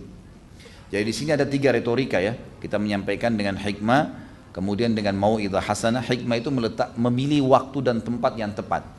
Kemudian ya, mau'izah hasanah, peringatan-peringatan yang positif, janji-janji Allah yang baik. Peringatkan dengan surga, tentang surga sebelum neraka. Ya, janji-janji yang didapatkan sebelum ancaman-ancaman. Ini semuanya gitu kan. Kemudian juga dalam firman Allah Subhanahu wa taala yang lain, Allah berfirman dalam surah Al-Hajj urutan 22 ayat 67. Kita enggak boleh ragu dengan kebenaran Islam dan kita harus tahu ini syariat yang benar. Sampaikan di jalan Allah. Kata Allah Subhanahu wa taala, likulli ummatin ja'alna mansakan huwa nasiku fala yunazi'annaka fil amr wad'u ila rabbika innaka la'ala hudam mustaqim. Sesungguhnya hai Muhammad, setiap umat kami sudah tentukan syariatnya. Semua sudah punya syariatnya, mereka jalankan. Dan kamu sendiri juga punya syariat. Maka jangan sampai pernah ada yang ya, membantahmu dalam syariat yang sedang kamu bawa ini. Dan dakwahkanlah, sampaikanlah di jalan Tuhanmu, sesungguhnya kamu berada di jalan yang lurus. Dan ini berarti memang kita disuruh menyebarkan agama Islam itu dan tidak boleh ragu dari apa yang telah disampaikan. Kemudian juga ayat surah Al-Qasas, ayat demi ayat memerintahkan kita untuk berdakwah dan meyakini tentang kebenaran agama ini sehingga kita bergegas seperti yang Musa pernah lakukan, berdakwah, menyampaikan, jangan menunda dengan tujuan mendapatkan pahala dari orang-orang. Surah Al-Qasas surah nomor 28 ayatnya 87. A'udzu billahi minasyaitonir rajim. Wala yasuddannaka an ayatillahi ba'da id unzilat ilaik. Wad'u ila rabbika wala takunanna minal musyrikin. Jangan sampai ada yang mengalihkanmu hai Muhammad, dan semua dai juga masuk dalam ayat ini yang mengikuti Nabi SAW. Setelah ayat-ayat itu sampai kepadamu, sudah tahu kebenaran, jangan lagi ada yang mengalihkan. Enggak, itu mungkin maknanya begini. Enggak, sudah jelas perkataan Nabi SAW, penjelasan para sahabat, maka kita dakwakan. Dan kata Nabi SAW, kata Allah SWT, dan dakwahkanlah itu semua di jalan Tuhanmu, dan jangan kamu termasuk orang-orang yang musyrik. Kemudian teman-teman sekalian, ini semua perintah untuk Nabi SAW ya, tapi juga masuk kita sebagai umatnya. Dalil terakhir ayat Al-Quran tentang perintah Allah kepada Nabinya Muhammad SAW adalah surah Asy-Syura, surah nomor 42 ayat 14-15. A'udzu billahi minasyaitonir rajim. Wa ma tafarraqu illa min ba'di ma ja'ahumul ilmu baghyan bainahum.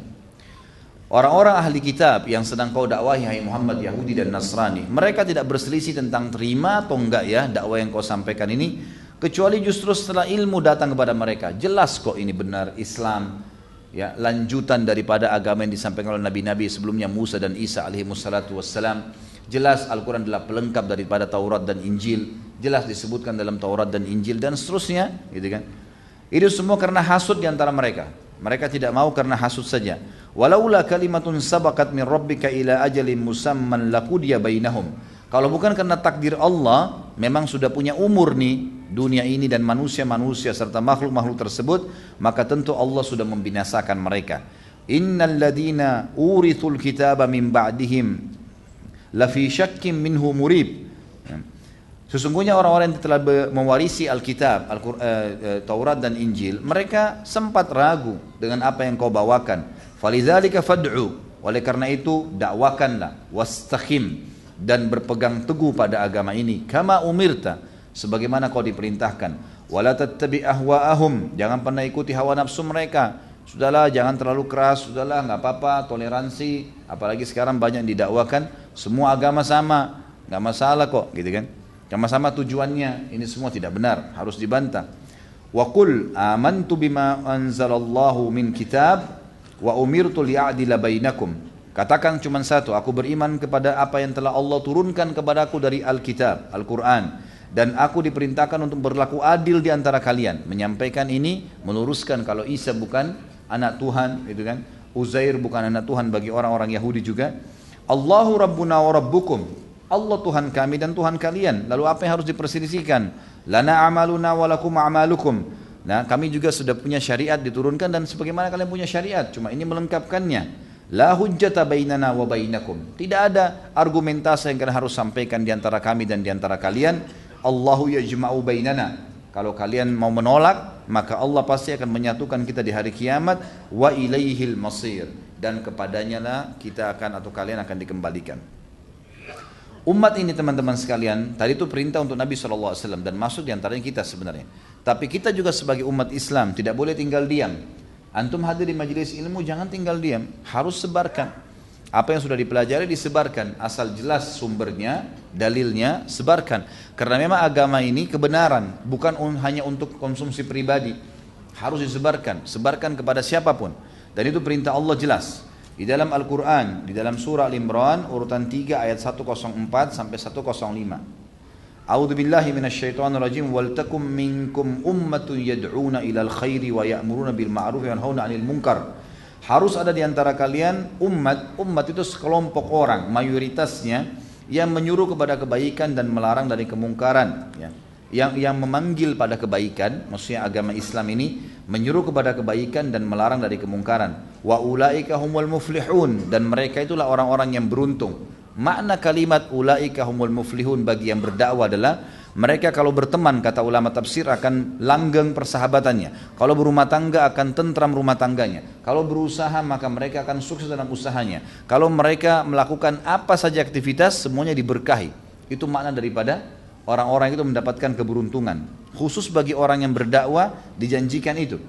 Wala takunu kalladina tafarraqu wakhtalafu min ba'di ma ja'ahumul bayyinat. Dan jangan pernah kalian ikuti ahli kitab Yahudi dan Nasrani yang justru mereka berselisih, berpecah setelah datang kepada mereka penjelasan-penjelasan. Wa ulaika lahum adzabun azim. Mereka memiliki azab yang berat. Nabi SAW juga mengingatkan kepada kita dalam hadis Bukhari kisah tentang Ali radhiyallahu anhu pada saat perang Khaybar. Ini sebenarnya pernah saya kutip ya waktu kita bahas Ali radhiyallahu anhu. Saya ulangi sejenak, Ali radhiyallahu anhu waktu itu sakit mata. Lalu Nabi SAW sempat mengatakan di malam hari setelah mengepung Khaybar 43 hari, tepatnya 45 hari lah dikepung, dan belum bisa tembus benteng karena kokohnya benteng mereka. Lalu Allah Subhanahu wa taala memberitakan berita gembira malam itu melalui Jibril alaihissalam kepada Nabinya Muhammad sallallahu alaihi wasallam kalau besok muslimin akan menang. Lalu Nabi SAW mengatakan, saya akan memberikan bendera kemenangan ini besok kepada orang yang mencintai Allah dan Rasulnya. Allah dan Rasul juga mencintainya. Kata Umar radhiyallahu anhu, pada malam itu kami tidak bisa tidur karena berpikir siapa yang akan dikasih bendera besok subuh nih, gitu kan? Dan belum pernah saya berharap menjadi seorang pemimpin kecuali pada saat itu karena mulianya. Ada janji Allah dan Rasulnya mencintainya dan dia juga mencintai Allah dan Rasulnya. Maka keesokan pagi habis sholat subuh kata Nabi SAW kepada pasukan muslimin, mana Ali bin Abi Thalib? Kata mereka lagi di kemahnya Rasulullah, dan Ali bin Abi Thalib lagi sakit mata. Jadi bengkak matanya dan tidak bisa melihat sama sekali, buram. Maka kata Nabi SAW datangkan lalu Nabi SAW meniup ya, matanya, dalam riwayat yang katakan meludahi mata Ali radhiyallahu anhu sebagai mukjizat, kemudian sembuhlah mata Ali radhiyallahu anhu. Dan ingat, ini ludah Nabi Muhammad sallallahu alaihi wasallam. Lah iya, karena banyak orang kita konyol kadang-kadang gitu kan. Baca riwayat ini berarti kalau seorang kiai bisa ludahi juga sembarangan orang. Jadi kalau antum mau diludahi sama kiai jangan mau. Jadi ini Nabi SAW, ini penting untuk digarisbawahi. Kecuali memang dia meruqyah berbeda. Tapi kalau ini banyak hal-hal yang aneh-aneh, air diludahin, kemudian dianggap ini bisa berkah. Nah, mudah-mudahan kalau dia sikat gigi, kalau enggak kan jadi masalah. Yang jelas Nabi SAW meludahi mata Ali radhiyallahu anhu, kemudian sembuh. Lalu Nabi SAW memberikan dan berkata kepada Ali wasiatnya, wahai Ali, kau akan membawa bendera ini dan majulah ke benteng mereka dengan tenang. Jangan tunjukkan kepanikan, tenang, jalan, bawa semua pasukan ini maju ke depan. Kemudian tawarkan kepada mereka tetap Islam. Kalau mereka nolak, jizyah, upeti. Kalau mereka nolak, barulah perangi. Dan ketahuilah wahai Ali, Kalau seandainya engkau menjadi penyebab seseorang mendapatkan hidayah, satu orang saja itu lebih baik daripada unta merah ya, atau humurun ni'am disebutkan pada saat itu. Maksudnya adalah harta yang terbaik. Karena selama orang itu melakukan ibadah, maka berarti kita akan dapat pahalanya. Kita akan dapat pahalanya. Tapi saksi bahasan kita adalah perintah Nabi SAW walaupun di kancah jihad berdakwah. Sampaikan dakwah itu dulu. Mereka nolak Islam baru jizyah, kalau mereka nolak baru bayar upeti. Juga hadis yang masyhur dari Nabi SAW, ya, siapa yang menyuruh kepada kebaikan, maka dia akan mendapatkan pahala orang yang mengikutinya tanpa mengurangi pahala pengikutnya sedikit pun, gitu kan. Juga hadis yang masyhur, siapa yang memberikan contoh yang baik dalam Islam, man sanna fil islami sunnatan hasanah, gitu kan, maka dia akan mendapatkan pahala orang-orang yang mengikutinya. Dan ini ada sebabnya hadis disebutkan. Pernah saya sebutkan, kalau antum masih ingat, kalau ada beberapa sahabat Badui datang karena miskinnya sampai mereka tidak punya kain lagi kecuali satu lembar yang dipasang di badannya. Kemudian kalau angin meniup bisa tersingkap auratnya, dan pada wajah mereka kelihatan warna merah kehitam-hitaman karena susahnya, ya. Biasa orang kalau tidak punya makanan yang cukup, minum yang kurang, atau cuaca yang panas akan membuat kulitnya seperti ini. Yang jelas kata Nabi SAW waktu melihat mereka naik di atas mimbar, motivasi sahabat untuk bersedekah. Sedekahlah, sedekahlah, sedekah, gitu kan. Nabi SAW motivasi mereka, sedekah bisa meredam murkanya Allah, tidak akan berkurang harta hamba karena sedekah, dimotivasi sahabat. Lalu kata Nabi SAW dalam hadis yang panjang, penutupannya adalah, dan bersedekahlah kalian walaupun dengan sebutir kurma. Artinya bukan sebutir kurma, setengah kurma, setengah kurma. Kurma ini teman-teman sekalian maksudnya adalah kalau kalian punya kurma satu butir, saya di rumah datangkan potong dua, kasih saya setengah untuk saya kasih kepada orang miskin, setengahnya kamu makan, seperti itulah. Berdirilah seorang sahabat yang mulia, tapi dalam riwayatnya tidak disebutkan namanya.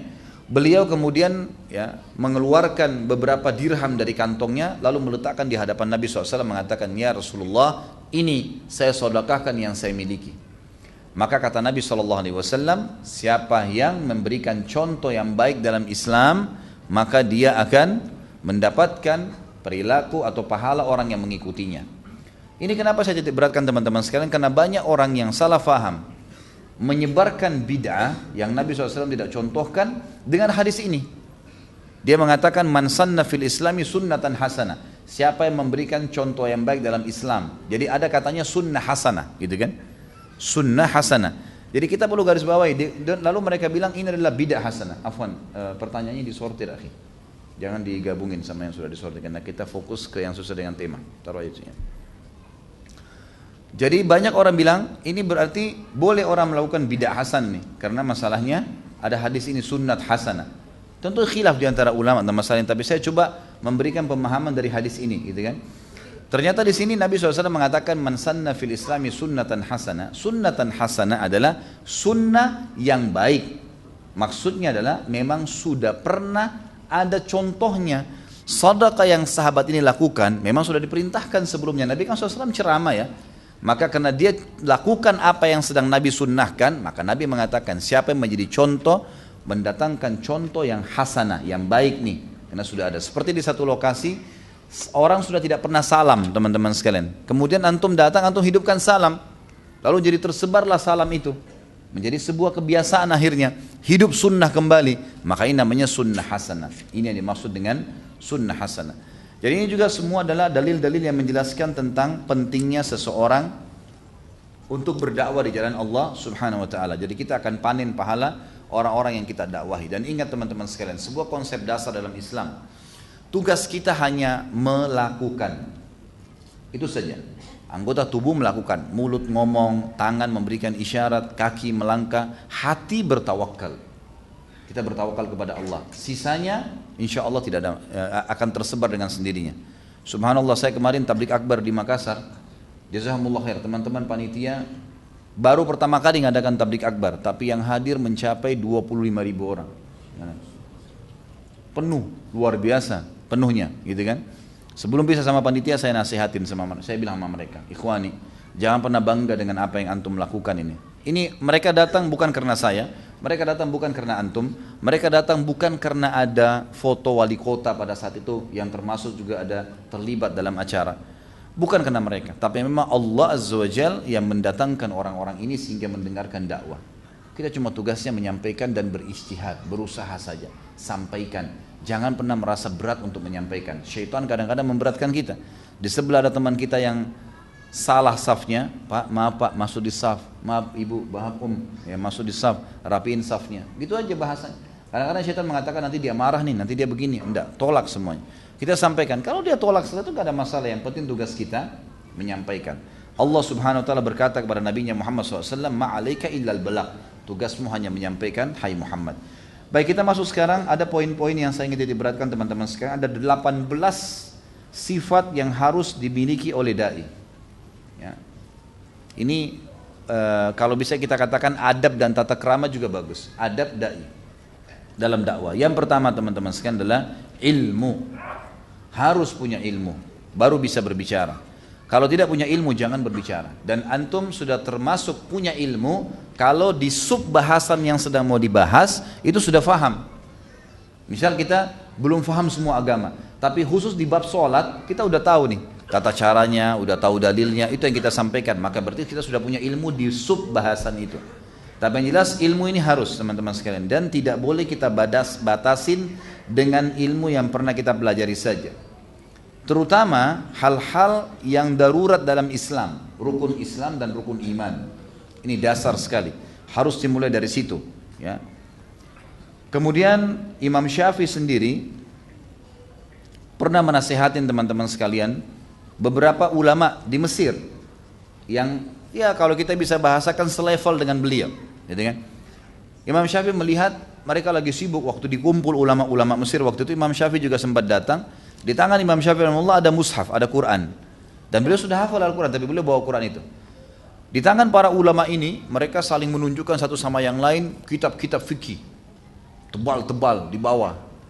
Mereka saling mau berargumen, nanti ceritanya para ulama ngumpul nih, dalilnya di buku ini, di dalil ini dan seterusnya. Maka Imam Syafi'i rahimahullah begitu tiba disuruh bicara. Diminta karena beliau dianggap tokohnya ulama, bicara di depan para ulama. Lalu kata beliau satu kalimat yang membuka majelis dan membuat orang hening pada saat itu, dan ternyata setahu saya Allah alam kisah ini setelah itu mereka pulang dan mereka sudah faham apa yang diinginkan oleh Imam Syafi'i sebagai nasihat. Kata Imam Syafi'i rahimahullah, sungguh demi Allah kitab-kitab yang kalian pegang itu telah menyibukkan kalian dari ini, dari Al-Quran gitu kan. Maksudnya adalah kalian sibuk membaca kitab-kitab dan kalian lupa dengan Al-Quran, tidak pernah dibaca. Jadi peringatan Imam Syafi'i rahimahullah artinya pulanglah dan amalkan sesuatu yang dasar. Kemudian yang kedua selain ilmu teman-teman sekalian adalah terus saja mengikuti fatwa dan nasihat para ulama. Nggak boleh berhenti nih teman-teman sekalian. Walaupun antum sudah mulai tahu, ya, sudah mulai ikut pengajian seminggu, masya Allah ada ikhwah akhwat yang saya tahu seminggu 7 kali ikut pengajian. 7-nya ustadz juga berbeda-beda. Itu hal yang baik, positif ya. Imam Nawawi rahimahullah itu yang saya tahu memiliki 7 orang guru dalam sehari. Membahas 7 kitab yang berbeda, gitu kan? Jadi luar biasa beliau, satu hari sampai 7 guru, 7 kitab yang berbeda di 7 tempat, gitu kan? Sampai Imam Nawawi saking cintanya sama ilmu, beliau itu sampai kalau mau tidur malam beliau tidur sambil berdiri, sandar di tembok, pegang kitab, kemudian beliau meletakkan satu kakinya tersandar di tembok, yang satunya berdiri, dipakai menopang. Jadi beliau tidur, begitu bangun baca buku, gitu. Jadi saking luar biasanya cinta dengan ilmu, gitu kan? Kalau antum Allahu a'lam nih, saya nggak tahu nih kalau sambil buka buku tidur, sedangkan bukunya rapi-rapi bagus saya tetap tidur gimana? Tapi bagaimana cintanya mereka pada ilmu? Harus selalu rutin teman-teman mengikuti perkembangan para ulama. Ya, dai-dai ini mengikuti fatwa-fatwa mereka, nasihat-nasihat mereka. Setiap bertemu dengan para ulama kita harusnya minta dinasihatin. Kemudian yang ketiga teman-teman sekalian, ikhlas dalam berdakwah. Ikhlas dalam berdakwah, tentu sebenarnya ikhlas ini harus di nomor 1 ya. Cuman ini tidak berurut, saya cuman susun secara teracak. Yang jelas ikhlas adalah hal yang penting.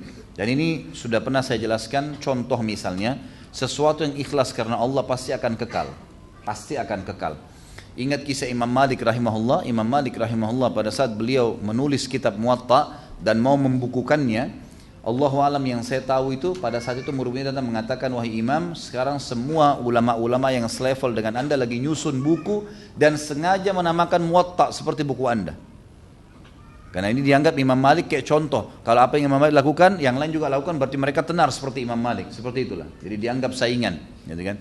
Dan pada saat itu sampai jumlah kitab Muwatta 1200. 1200 buku fikih ditulis oleh 1200 penulis, semua namanya Muwatta, termasuk Imam Malik, gitu kan? Rahimahullah. Lalu kata Nabi Malik kalimat yang masyhur, "Maka lillahi fahuwa baq."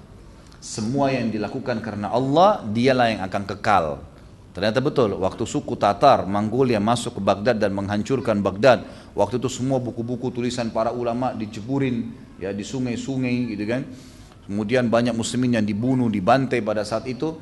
Subhanallah, termasuk buku-buku Muwatta ya, yang ada tersebar pada saat itu di Irak, karena Imam Malik di Madinah ya. Tapi ulama-ulama yang ada di Irak pada saat itu yang menulis mencontoh Imam Malik yang ada di Madinah, mereka semuanya dihancurkan bukunya oleh orang-orang Tatar, ini orang suku Tatar, orang Mongolia, dan Muwatta yang ditulis Imam Malik di Madinah tinggal, dan sampai sekarang kita bisa membaca buku itu. Artinya keikhlasan teman-teman sekalian dalam melakukan perbuatan itu akan menghasilkan banyak manfaat. Yang keempat, orangnya hikmah ya. Hikmah ini maksudnya tadi saya bilang meletakkan sesuatu pada tempatnya, dan kita ambil dari kisah Mus'ab radhiyallahu anhu bagaimana beliau sangat hakim, sangat bijaksana dalam mendakwahi Sa'ad bin Mu'adz dan Usaid bin Khudair radhiyallahu anhum ajma'in. Dan ini harus tahu waktu, tempat tepat untuk berdakwah, gitu kan? Kadang-kadang kita nggak bisa berdakwah teman-teman sekalian, kayak kita lagi di busway lagi padat, sulit kita untuk berdakwah. Bagaimana caranya? Tapi kalau ada kemungkaran yang jelas dan kita bisa ingatkan, kita ingatkan. Tapi ada keadaan yang tidak memungkinkan, gitu kan? Kita melihat tempat-tempatnya, waktunya, bijaksana, atau kadang-kadang kita bisa menggunakan metode-metode yang lebih rapi, seperti misalnya kita sering membawa buku. Ini saya sarankan teman-teman selalu kantongin buku. Usahakan ada buku-buku saku kecil yang saya sering lihatkan terbitan pustaka Ibnu Umar, dan itu ditaruh teman-teman. Pilih judul yang menarik, selalu bawa kemana-mana. Titipin di musola yang sedang kita sholat, titipin kepada teman-teman yang satu bus, satu mobil, angkot, dan seterusnya. Ini semua termasuk yang perlu atau yang bisa kita lakukan. Kemudian yang tentu yang selanjutnya yang kelima adalah hikmah. Kalau tadi hakim, tadi bijaksana, hikmah beda ya. Hikmah ini menggunakan retorika yang tepat. Kemudian yang keenam, retorika yang tepat tentunya retorika yang santun, yang baik, tidak dengan marah-marah gitu kan dalam menyampaikan dakwah. Kemudian yang keenam adalah tidak pernah berhenti dalam berdakwah, bagaimanapun keadaannya. Terus berdakwah, terus menyampaikan, tantangannya datang itu biasa. Jangankan teman-teman sekalian, jangan pernah antum mimpi kalau kita menjadi seorang muslim atau berada di jalan Allah yang benar, termasuk para dai dan ulama, kemudian tidak dicaci maki oleh orang. Bagaimana bisa? Gitu. Nabi Muhammad SAW sendiri manusia terbaik dikatakan orang gila, majnun, dikatakan penyair, syair, ya, dikatakan orang-orang yang suka mengarang-arang asatirul awwalin, dongeng-dongeng nih, gitu kan? Seperti itulah. Tapi Nabi SAW sabar, gitu kan? Jadi jangan antum menjadi dai kemudian kendor pada saat ada orang yang mengatakan begini dan begitu. Jadi harus punya prinsip. Dai itu harus punya prinsip. Selama dia benar maka dia berpegang teguh pada itu. Jangan pernah putus asa. Yang ketujuh, mulai dengan asas daripada agama Islam dan menjauhi asas ini, rukun Islam dan rukun iman. Itu asasnya, gitu kan? Mulai daripada syahadat, kenalkan siapa itu Allah, kenalkan Nabi Muhammad SAW, sholat, zakat, puasa, haji, dan kemudian rukun iman.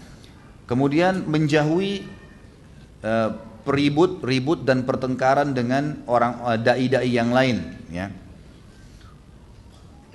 Wabti'at muhajamal akharin. Jadi bukan sifat dai teman-teman kalau sibuk dengan serang ini, serang itu, cari kesalahannya orang lain. Itu bukan sifat dai. Dai itu memang dia ingin menyebarkan kebaikan. Untuk apa dia menyerang-nyerang orang lain? Kalau antum melihat kesalahan seseorang, telepon, datang, luruskan, nasihatin, diskusi. Mungkin dia punya dalil. Pernah Imam Malik rahimahullah ketemu dengan Imam Abu Hanifah. Dua-duanya terkenal imam madhab di zamannya, gitu kan? Imam Abu Hanifah meninggal tahun 150 Hijriah, tahun lahirnya Imam Syafi'i, dan Imam Malik meninggal tahun 179 Hijriah. Waktu itu sering berselisih pendapat. Kenapa? Karena Abu Hanifah rahimahullah tinggal di Irak. Waktu itu banyak hadis palsu.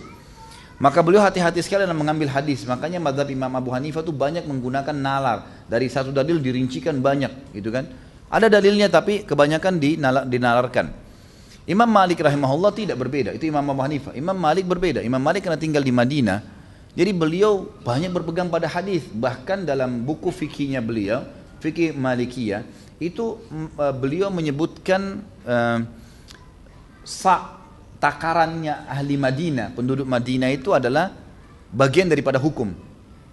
Beliau mengatakan kenapa? Karena beliau bilang ini masyarakat Madinah menggunakan takaran untuk mengukur kurma, ya, gandum. Itu yang dipakai dari zaman Nabi Muhammad SAW turun-temurun. Imam Malik masih generasi tabi'in. Beliau belajar dari Nafi'. Nafi' ini adalah budaknya Abdullah bin Umar, ya. Maka beliau mengatakan sampai seperti itu. Ya, di Madinah ini sampai perilaku penduduk Madinah bisa dijadikan sebagai hujjah pada saat itu. Bertemulah dua imam ini di musim haji. Lalu Imam Malik rahimahullah dikatakan oleh muridnya, "Hai Imam, selama ini orang yang menjadi musuh Anda, tanda kutip ya, perselisihan pendapat ada di sana. Abu Hanifah datang dari Irak lagi haji. Silakan Anda temui." Datanglah Imam Malik menemui Imam Abu Hanifah. Terjadilah dialog di antara mereka berdua. Waktu itu Imam Malik melarang murid-muridnya untuk ikut. Dan ini juga termasuk adab. Kalau seorang alim ulama, seorang da'i yang besar, Masya Allah, ingin berdebat teman-teman, bukan di depan murid-muridnya. Mereka tidak faham masalah itu. Berdebatlah berdua, kan gitu. Ini bukan, kalau debat antara agama lain, gitu kan.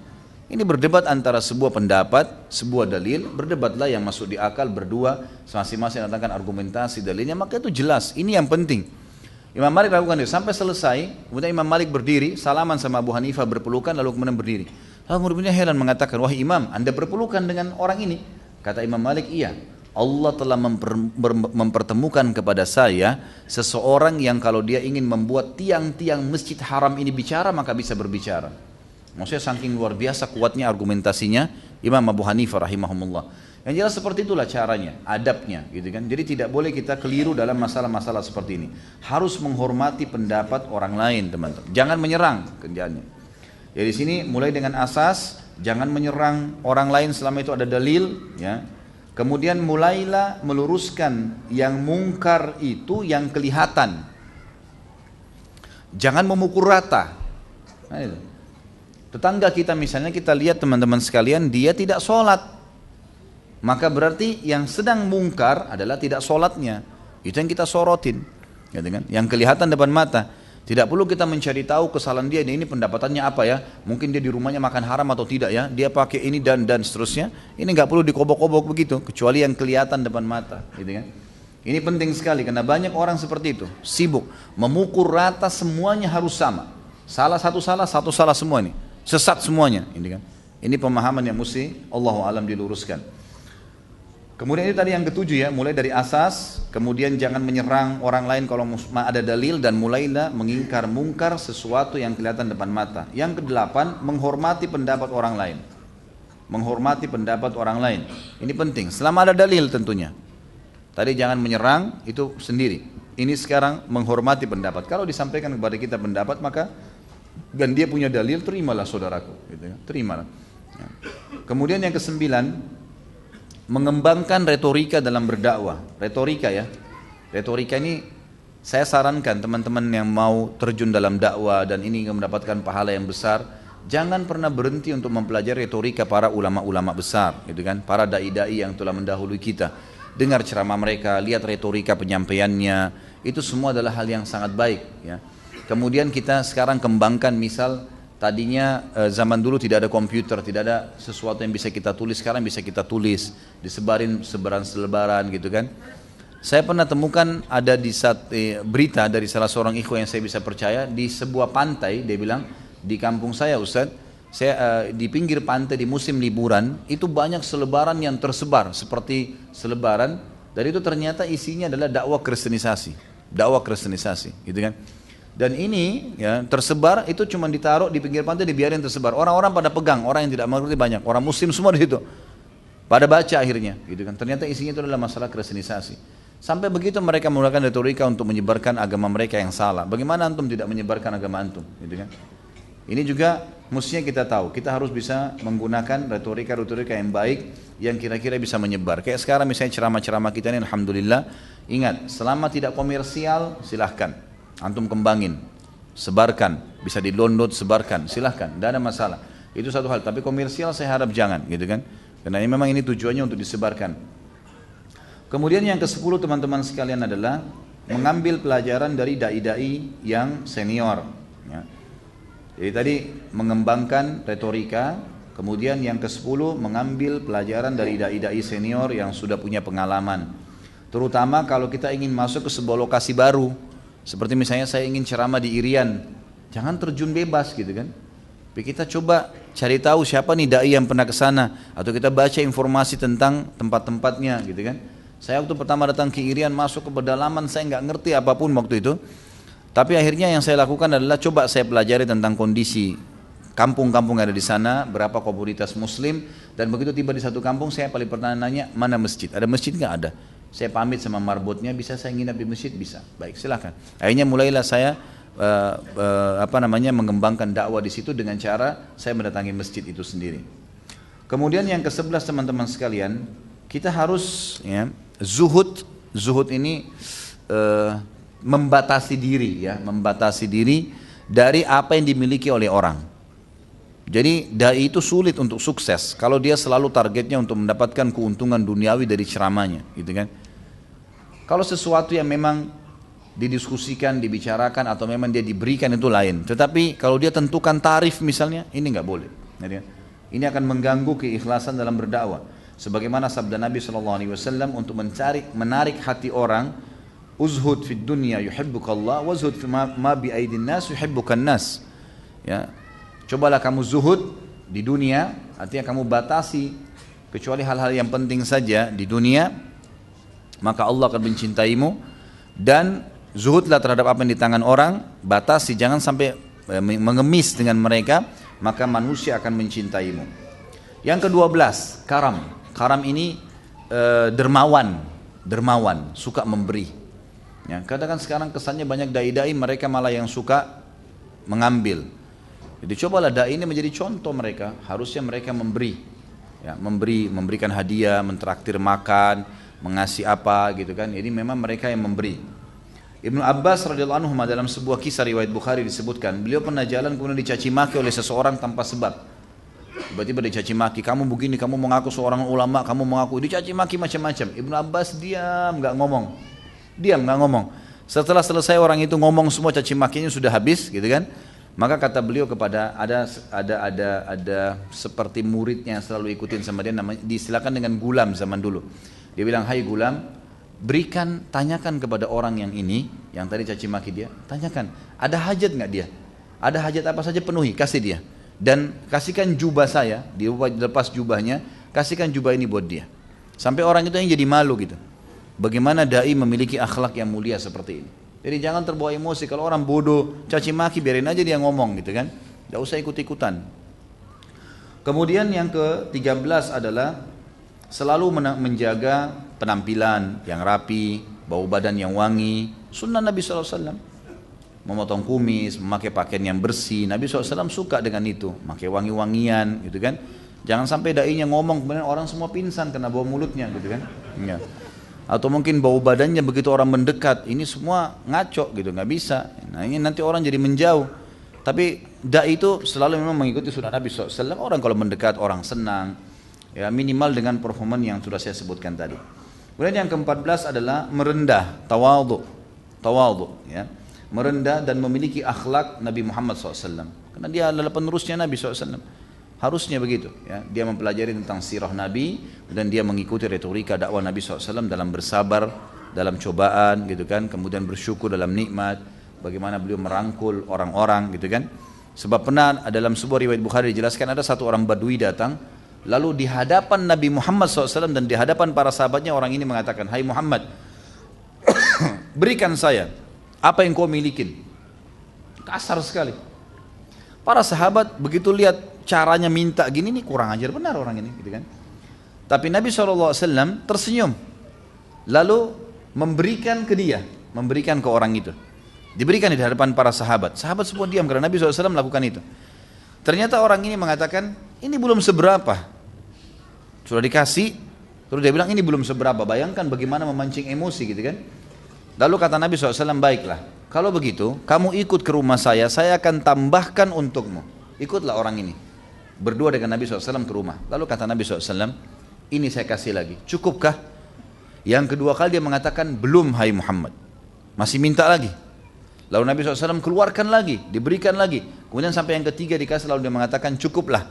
Dan dia sempat mengatakan jazakallahu khair. Jadi ternyata ini cuma karena retorika dia, kebiasaannya gitu ya. Kebiasaan dia menggunakan kata-kata yang mungkin dianggap kasar, mungkin bagi dia tidak kasar. Ya. Mungkin teman-teman kalau dari Makassar tahu nih di sini. Bagaimana teman-teman di Makassar kalau ngomong, lampu itu kalau mau dimatikan dia bilang apa? Hah?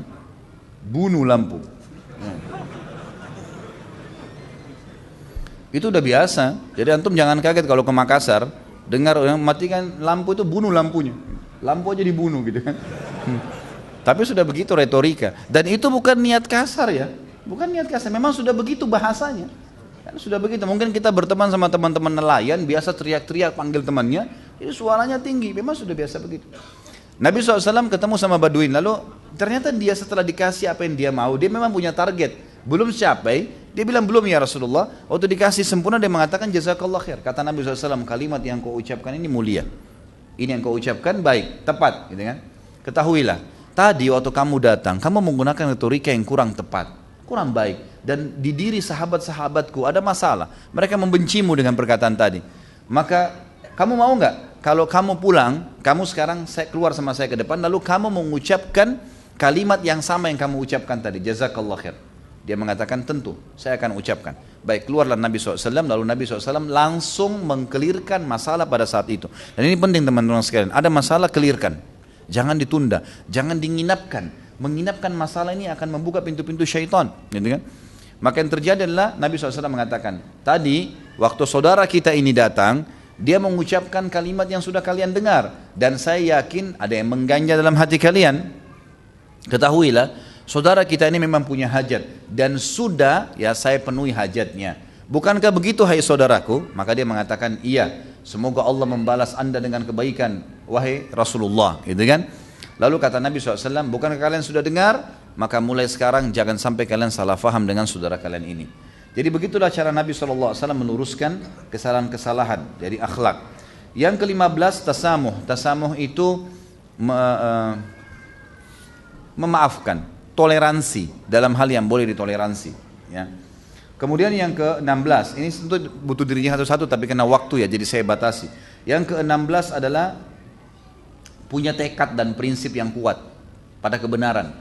Jadi jangan antum goyah ya. Ini benar, pegang teguh pada itu ya. Kita hanya bisa berubah kalau ada dalil yang lebih kuat, hanya itu. Kalau enggak berpegang teguh pada pendapat. Ini termasuk prinsip dasar, enggak boleh goyah gitu. Dimanapun antum berada, beda tempat, beda lokasi, beda audiens, tetap sama. Harus pertahankan masalah itu. Yang ke-17, qudwah, suri tauladan. Apa yang dia ucapkan, dia yang paling pertama mempraktekannya. Maka ini akan besar sekali efeknya di dakwah. Dan yang terakhir 18 adalah tidak menunda hidayah buat orang. Jadi misalnya ada orang mau masuk Islam, gitu kan, jangan ditunda ini. Harus segera dirangkul, harus segera dirangkul. Langsung dudukin, langsung syahadatin, udah selesai. Jadi kalau dia mati semenit kemudian antum sudah dapat pahalanya, dia juga sudah masuk surga. Tapi kalau kita tunda malah berbahaya buat dia. Baik, yang terakhir teman-teman sekalian, maaf, ada 3 poin lagi tentang durus wal ibar. Tadi yang pertama tidak boleh menunda kebaikan. Yang kedua yang panjang lebar kita jelaskan barusan tadi ini adalah fadilah dakwah dan menjadi dai. Sekarang ini juga kita ambil dari dai kita yang mulia Mus'ab bin Umair radhiyallahu anhu. Kemudian kita masuk sekarang teman-teman sekalian yang ketiga adalah fadl zuhud. Kelebihan orang zuhud, dan zuhud ini teman-teman sekalian definisinya adalah mendahulukan akhirat dari dunia. Ini perlu digarisbawahi karena banyak orang-orang yang salah faham menisbatkan diri pada Islam, dia menganggap zuhud itu dengan cara pakai baju kotor, makan roti kering gitu kan, kemudian tidak perlu pakai kendaraan, sendalnya sudah putus tetap dipaksain pakai. Ini semua salah, ini bukan begitu. Kalau kita baca kitab-kitab zuhud, berbicara tentang zuhud, kita temukan Abu Bakar, Umar, Uthman, Ali, Talha, Zubair, sahabat-sahabat Nabi ridwanullah alaihim yang kaya raya pun masuk dalam tokoh-tokoh pertama zuhud. Kenapa? Karena zuhud sebenarnya maknanya adalah mendahulukan akhirat dari dunia. Azan, sholat dulu, baru kemudian aktivitas yang lain gitu kan. Itu namanya zuhud. Dan perilaku Mus'ab tadi yang saya janjikan teman-teman, waktu beliau masuk ke masjid dan ternyata ditemukan bajunya ada yang ya ditempel dengan kulit, ini adalah pilihan beliau pribadi, pilihan beliau pribadi. Dan ulama merincikan, di sini bukan berarti zuhud seperti yang mencontohi Mus'ab dalam menempel baju, gitu kan? Tetapi Mus'ab radhiyallahu anhu mengambil keputusan untuk diri sendiri dan itu bukan menjadi sebuah hukum agama. Dan ini bukan masuk dalam bab rincian zuhud, tetapi perilaku sendiri pribadi. Ya.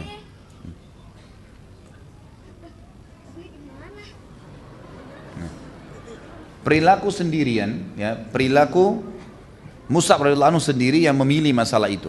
Yang memilih masalah itu karena dia melihat, kata para ulama hadis, masalahnya adalah dia tidak tahu dia khawatir kalau dia meninggalkan pola yang ada sekarang, dia lalai. Secara pribadi dia berijtihad, gitu kan. Tapi tentu contoh yang terbaik adalah Nabi Muhammad SAW, karena beliau sampai meninggal pun beliau masih menggunakan baju-baju kutun dari negeri Yaman. Allahu alam. Kemudian yang kelima teman-teman sekalian adalah cinta jihad dan mati syahid. Ini juga pelajaran, durus wal ibar yang kita bisa ambil. Bagaimana seorang muslim harus mengetahui bahwasanya dia harus mencintai jihad. Dia juga harus ya mengejar mati syahid. Ini sebagaimana disabdakan oleh Nabi SAW, siapa yang mengejar mati syahid dengan jujur, maka Allah akan memberikan padanya kedudukan syahadah walaupun dia mati di atas ranjangnya. Dan kita ambil pelajaran bagaimana Mus'ab setelah dipotong tangannya pun tetap memegang bendera. Karena dia tahu yang dia kejar memang mati syahid. Dipotong tangan kedua dia masih pegang dengan sisa tangannya. Dalam kondisi darah melumur semua di bajunya. Kemudian terakhir ditusuk dadanya pun dia menerima kejadian tersebut. Yang keenam, yang kelima adalah fadilah hijrah. Fadilah hijrah. Fadilah hijrah ini teman-teman sekalian adalah sebagaimana kita sudah tahu misalnya surah An-Nisa ayat 100 ya. An-Nisa ayat 100 yang bunyinya a'udzubillahi minasyaitonirrajim. Wa man yuhajir fi sabilillah yajid fil ardi muragaman katsiran wa sa'a. Siapa yang hijrah di jalan Allah, maka Allah akan berikan kepadanya jalan keluar dan rezeki yang luas, Jadi kita harus tahu di sini hijrah termasuk perintah dalam agama kita. Kalau kita tahu berbahaya buat kita kalau tidak hijrah. Baik itu pindah kos-kosan tadi saya bilang di awal, tempat sewa kontrakan. Pernah ada ikhwah yang mengatakan pada saya, Ustadz saya kerepotan nih. Karena saya sewa tempat di sebuah tempat kos, yang tempat kos ini di sebelah saya ada orang yang berzina di malam hari, ada orang yang mabuk-mabukan, mereka dengar musik, jadi mereka kewalahan. Ya, ini gimana? Saya kewalahan Ustaz, bagaimana jalan keluarnya? Jawaban saya sederhana, pindah, cari kos-kosan tempat yang memang tidak seperti itu. Ajak beberapa orang ikhwah yang sudah paham mengikut pengajian, kemudian ajak mereka untuk sewa tempat, karena perling. Nah, ini sama-sama azan ke masjid, jadi supaya terbentuk komunitas. Ini termasuk makna hijrah yang sederhana, sampai kepada hal yang besar, hijrah tempat, ya, hijrah tempat kontrakan, sewa, tempat kuliah, dan seterusnya sampai pada pindah negara. Dan yang terakhir teman-teman sekalian adalah adanya hukum wala dan bara. Ini sebenarnya memang butuh rincian panjang ya, tapi karena sudah menjelang maghrib maka kita ringkaskan teman-teman sekalian. Adalah al-wala wal bara, diistilahkan dalam ilmu akidah kita. Wala itu adalah menggantungkan diri atau menyandarkan diri pada orang-orang yang beriman.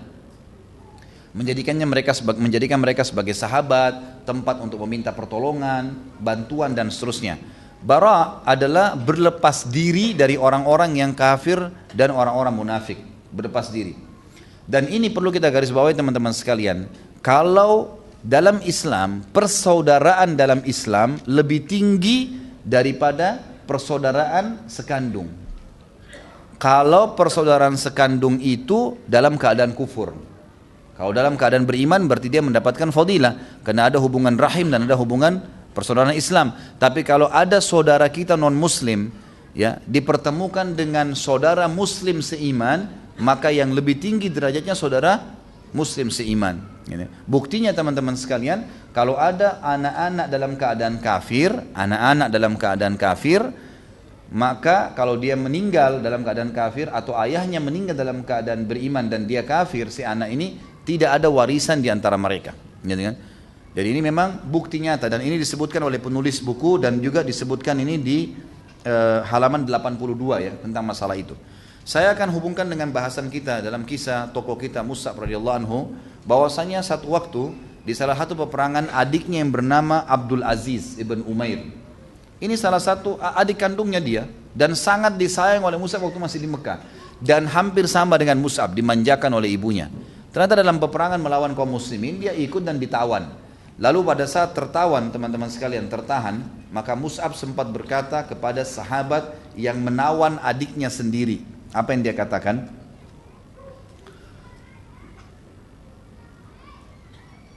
Baik, saya bacakan di halaman 82 ya. Salah seorang tawanan adalah Abdul Aziz bin Umair bin Hisham, saudara kandung Mus'ab bin Umair. Abdul Aziz berkata, Mus'ab bin Umair melewatiku ketika seorang Ansar menawanku dan Mus'ab sempat berkata, kakak ini yang beriman Mus'ab berkata kepada saudara muslimnya yang sedang menawan adik kandungnya, kuatkan ikatanmu kepadanya karena ibunya orang kaya, dia akan menebusmu berapapun yang kau minta. Abdul Aziz berkata, aku tinggal bersama beberapa orang Ansar ketika mereka pulang dari perang Badar. Jadi ini kejadian di perang Badar. Jika saat makan pagi dan petang tiba, mereka memberiku roti, sedangkan mereka sendiri makan kurma, karena mereka menjalankan wasiat Rasulullah SAW agar berbuat baik kepada kami para tawanan. Tidak ada potongan roti yang jatuh ke tangan salah seorang dari mereka kecuali dia mengembalikannya kepadaku, sehingga aku merasa malu dan memberikannya kepada salah seorang dari mereka kembali, namun dia menolak dan mengembalikan lagi kepadaku. Kemudian Ibnu Hisham meriwayatkan, maksudnya di sini Nabi SAW mewasiatkan sahabat untuk berbuat baik dengan tawanan. Dan ini Abdul Aziz menceritakan tentang keadaan kakaknya dan keadaan muslimin. Ibnu Hisham mengatakan Abdul Aziz adalah pemegang panji orang-orang musyrikin di perang Badr setelah An-Nadhr ibn Harith. Gitu kan. Kemudian Abdul Aziz sempat berkata kepada Mus'ab, saudaraku, ya, itulah kata-katamu kepadaku. Artinya masa kamu bilang kuatkan ikatan nih dan ada tebusan yang besar karena ibunya orang kaya. Maka tiba-tiba Mus'ab mengatakan, dia yang sedang nawan kamu ini saudaraku dan kau bukan saudaraku. Lalu kemudian Abdul Aziz ditebus oleh ibunya dengan 4.000 dirham yang diambil oleh sahabat tadi. Dan ini yang ingin dititikberatkan teman-teman sekalian, ternyata al-wala wal bara penting sekali. Al-wala wal bara penting sekali. Kalau orang-orang kafir, maka kita harus tahu ada batasan-batasan yang tidak ada hubungan kita dengan mereka, dan kita harus mendahulukan saudara kita seiman. Allahu a'lam. Berapa menit lagi azan?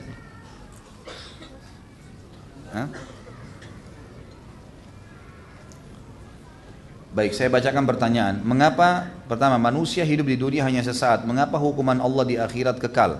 Mohon jelaskan bentuk keadilan di sini. Sama halnya juga kalau kita balik. Kalau kita balik, bagaimana Anda bisa beribadah dengan sedikit dan kekal di surga? Gitu kan? Sama halnya itu. Di situ adalah bentuk keadilannya. Bagaimana juga pada saat Anda berbuat dosa yang banyak, kemudian taubat beberapa detik sebelum meninggal, dimaafkan semua sama Allah. Kan itu. Jadi jelas. Dan ini hati-hati teman-teman. Mohon maaf yang bertanya seperti ini, hati-hati dengan pertanyaan. Jangan sampai terbawa pada pertanyaan mengkritik Allah Subhanahu wa taala. Bertanya hanya untuk tahu, gitu kan? Jadi bahasa misalnya mohon jelaskan bentuk keadilan di sini, ini hati-hati jangan sampai kita hanya membawa diri kita seperti sebagian orang-orang liberal. Allah nggak adil tuh. Kalau begitu berarti Allah begini, main menyalahkan Allah. Ini pemahaman yang salah, tidak punya adab dengan Allah Subhanahu wa taala. Maka harus hati-hati teman-teman sekalian. Tentu saya bukan mengatakan itu pada penanya ya, saya bicara secara global. Apakah kalau ada dari kalangan akhwat atau perempuan yang menjadi salah satu, apakah ada dari kalangan perempuan yang menjadi salah satu sahabat Nabi, dan bagaimana menyikapi hidayah yang sudah datang namun iman terkadang naik turun? Banyak, cuma memang belum saatnya, kita akan bahas nanti. Insya Allah kalau sudah selesai, insya Allah tidak ada halangan, buku ini selesai sampai 4 jilid, saya akan berbagi waktu untuk membahas kalangan sahabiat, ada.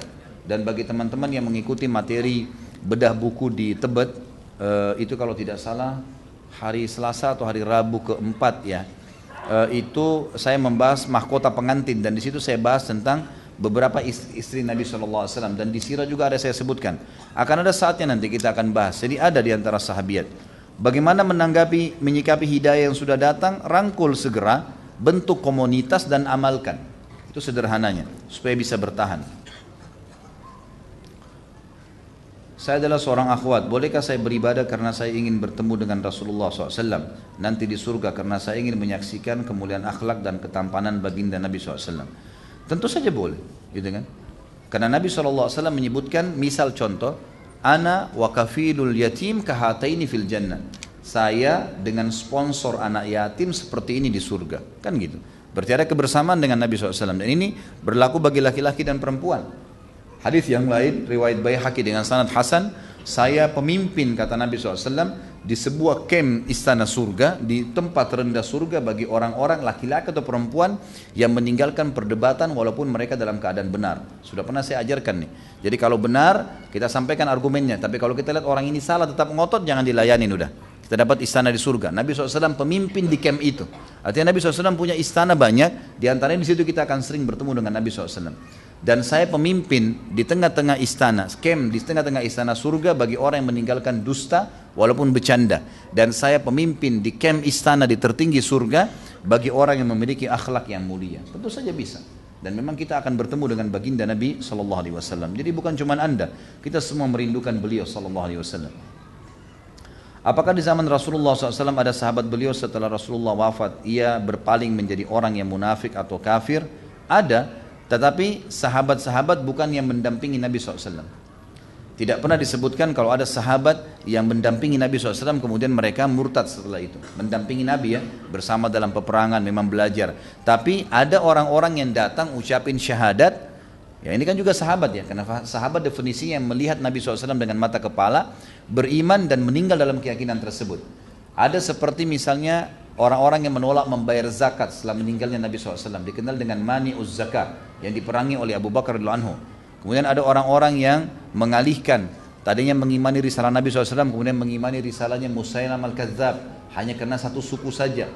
Ya, jadi surah An-Nasr pada saat turun waraitan nasa yadkhuluna fi dinillahi afwaja, dan kalian melihat, dan engkau melihat hai Muhammad orang berbondong-bondong masuk ke dalam agama Allah. Kata para ulama, ini setelah pembebasan Mekah, seluruh suku Arab datang berbondong-bondong sampai Madinah terdesak, tidak ada lagi tempat untuk orang jalan karena penuhnya orang-orang yang ingin masuk Islam. Nah banyak di antara mereka cuma syahadat pulang ke kampungnya. Setelah Nabi SAW meninggal mereka tidak ngerti agama, ada yang murtad. Tapi belum pernah disebutkan ada sahabat yang duduk bersama Nabi SAW kemudian mereka murtad. Allahu a'lam. Dan apakah Rasulullah SAW mengetahui dan mengumumkannya? Adakah yang Rasulullah SAW tidak tahu? Tentu saja tidak ada. Ya.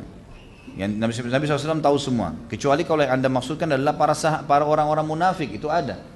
Tapi ini ya ulama mengatakan tidak dikatakan sahabat Nabi yang mulia, karena memang mereka orang-orang munafikin, cuma hidup bersama Nabi SAW. Dan itu Nabi SAW tahu siapa mereka dan menyebutkan kepada sahabat-sahabat seperti Hudzaifah bin Yaman, disebutkan tentang siapa munafikin itu. Saya mengikuti sebuah liqa atau mentoring di mana goalnya adalah pada akhirnya saya bisa memiliki binaan dan menjadi pengisi di sebuah liqa lagi yang dibentuk baru lagi oleh murabbi saya, sedangkan saya merasa tidak memiliki kapasitas untuk mengisi ilmu agama itu dan masih butuh bimbingan. Bagaimana baiknya menurut Ustaz? Allahu alam. Yang saya tahu majelis ilmu dalam Islam teman-teman sekalian tidak boleh eksklusif. Dalam arti kata begini, eksklusif itu buka untuk umum, dan yang harus bicara ahlinya. Kecuali memang kalau antum, karena saya tahunya metode-metode tarbiyah yang biasa disebutkan dengan tarbiyah, saya tidak menyebutkan siapapun ya, tapi biasanya metode-metode ini adalah seseorang membina beberapa orang, kemudian itu jadi eksklusif, orang lain tidak ikut di situ, gitu kan? Sehingga akhirnya berjalanlah dengan kurikulum tertentu. Dan kalau misalnya si murabbi ini, si pendidik ini tidak punya pengajian umum yang terbuka umum, seperti ini terbuka siapa saja boleh datang misalnya, maka itu jadi eksklusif dan ini jadi perbuatan yang baru karena tidak pernah Nabi SAW contohkan itu.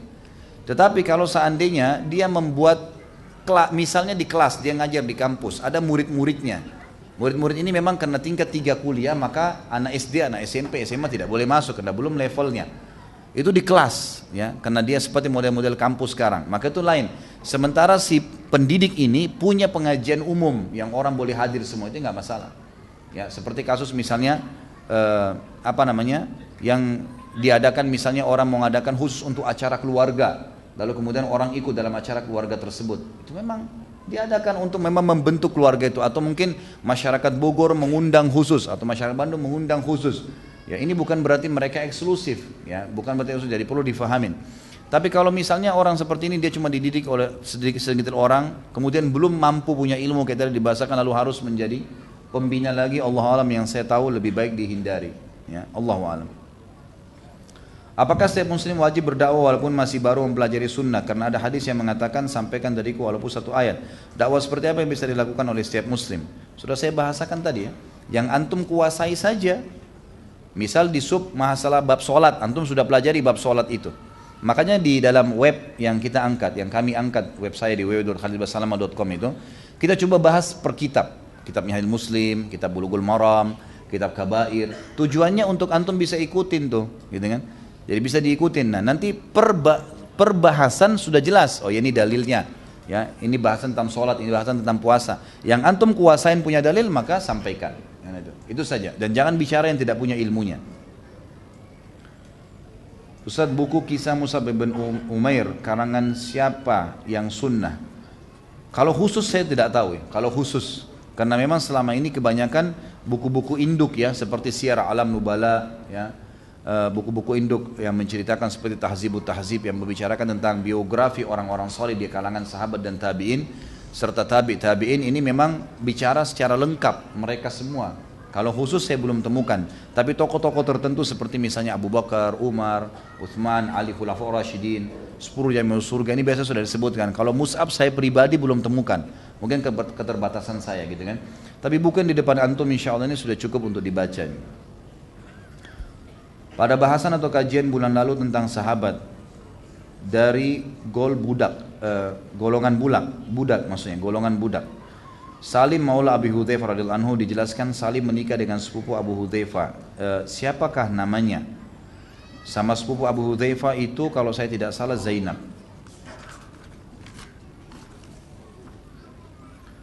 Bagaimana cara Anda memmotivasi teman yang sudah mendapatkan hidayah? Kalau sudah dapat hidayah nggak perlu dimotivasi. Tinggal jalan sama-sama saja insya Allah. Yang dimotivasi itu justru orang yang kendor, yang belum dapat hidayah atau yang lagi futur ya, yang lagi jauh dari hidayah. Suami dari anak Nabi SAW, Zainab, awalnya adalah orang kafir. Kenapa Nabi merestui pernikahan mereka dari awal? Apakah suami Zainab dulu menyembah berhala?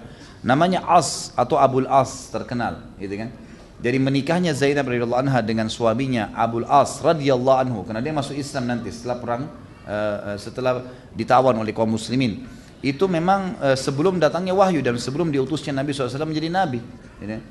Jadi menikah. Dan kita tahu pada saat itu pun Nabi SAW itu belum diutus jadi Nabi, Khadijah radhiyallahu anha juga belum dalam keadaan Islam. Apakah mereka menyembah berhala? Allahu a'lam, ini butuh rincian dalil secara khusus. Tapi yang jelas memang pada saat itu belum ada wahyu yang turun. Bagaimana cara mendakwai keluarga yang masih melakukan bid'ah? Tidak usah dikasih contoh ya dalam pertanyaannya. Jadi nasihatin apa adanya. Tugas kita hanya menyampaikan, target dakwah penyampaian. Ya, sisanya adalah haknya Allah Subhanahu Wa Taala. Jangan pernah antum dakwah targetnya penerimaan, karena kalau tidak diterima kita kecewa. Ya, kita akan kecewa, gitu kan? Belum masuk waktu? 5 menit lagi, baik. Jadi sampaikan saja teman-teman sekalian, sampaikan apa? Setahu saya ini tidak ada sunnahnya, gitu kan, diingatkan. Dan yang ada sunnahnya itu yang seperti ini. Dan usahakan dalam berdakwah juga teman-teman sekalian selalu kita punya solusi ya, solusi. Jadi kita ingatkan kepada perbuatan sunnah, ya itu jauh lebih baik daripada kita menghardik dari masalah bid'ahnya. Itu lebih baik. Datangkan pengganti untuk dia tinggalkan perbuatan yang salah. Bagaimana agar kita tetap istiqomah dalam proses hijrah? Proses hijrah kita sementara terkadang selalu ada godaan untuk kembali berbelok dan melakukan dosa atau hal yang tidak disenangi oleh Allah SWT. Harus tegar, karena syaitan itu lemah. Syaitan hanya membisikkan, jangan terpengaruh dengan dia. Diingatkan, digambarkan, isti'adah, a'udzubillahi minasyaitonirrajim. Teringat masa lalu dulu berzina, masa lalu dulu pacaran, masa lalu minum khamr, masa lalu apalah segala macam, a'udzubillahi minasyaitonirrajim. Lawan, gitu kan? Kemudian tadi saya bilang, usahakan selalu hadir majelis ilmu, bentuk komunitas dan amalkan ilmunya. Ini penting, sehingga nanti insya Allah kita akan terjaga. Ada seorang ustadz, setiap kata-katanya selalu dengan dalil, sunnah dan Al-Quran. Akan tetapi tingkah lakunya tidaklah sama dengan apa yang dia ucapkan. Apakah kita masih wajib mendengar atau mengabaikan saja?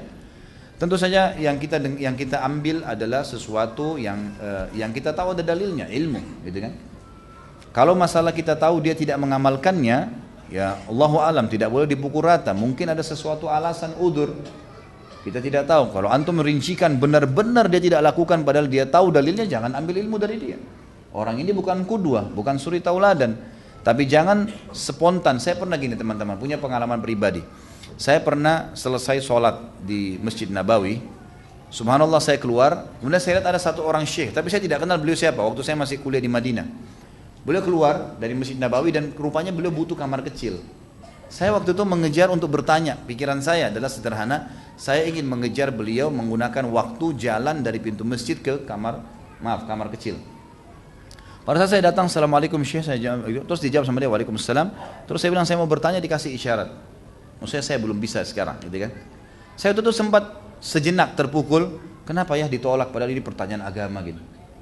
Baiklah, berjalan waktu saya mengekang perasaan itu dan sampai subhanallah saya mulai terjun di dakwah, saya mulai mempelajari agama ini lebih dalam. Kemudian baru saya tahu, emang subhanallah ada keadaan-keadaan tertentu kita nggak bisa menjawab, gitu kan? Mungkin pada saat itu kalau kita bersangka baik dengan saudara kita, mungkin dia kebelet kencing, kebelet buang air besar, memang tidak layak, atau mungkin subhanallah maaf ada ludah di mulutnya yang dia harus buang. Ya kita tidak tahu karena dia berikan isyarat, gitu kan? Nah, jangan sampai karena perbuatan seperti ini terus tiba-tiba antum vonis orang ini tidak baik. Misal contoh, ya, jadi kita harus tahu pasti dulu. Kalau antum pastikan jelas dia tahu dalil tidak dikerjakan depan mata, maka jangan ambil ilmu dari dia. Saya sudah bertobat dari kemaksiatan-kemaksiatan yang dijalankan masa lalu. Baru saja saya hijrah, saya menyesal dengan perbuatan yang lalu. Saya tidak akan mengulangi. Saya juga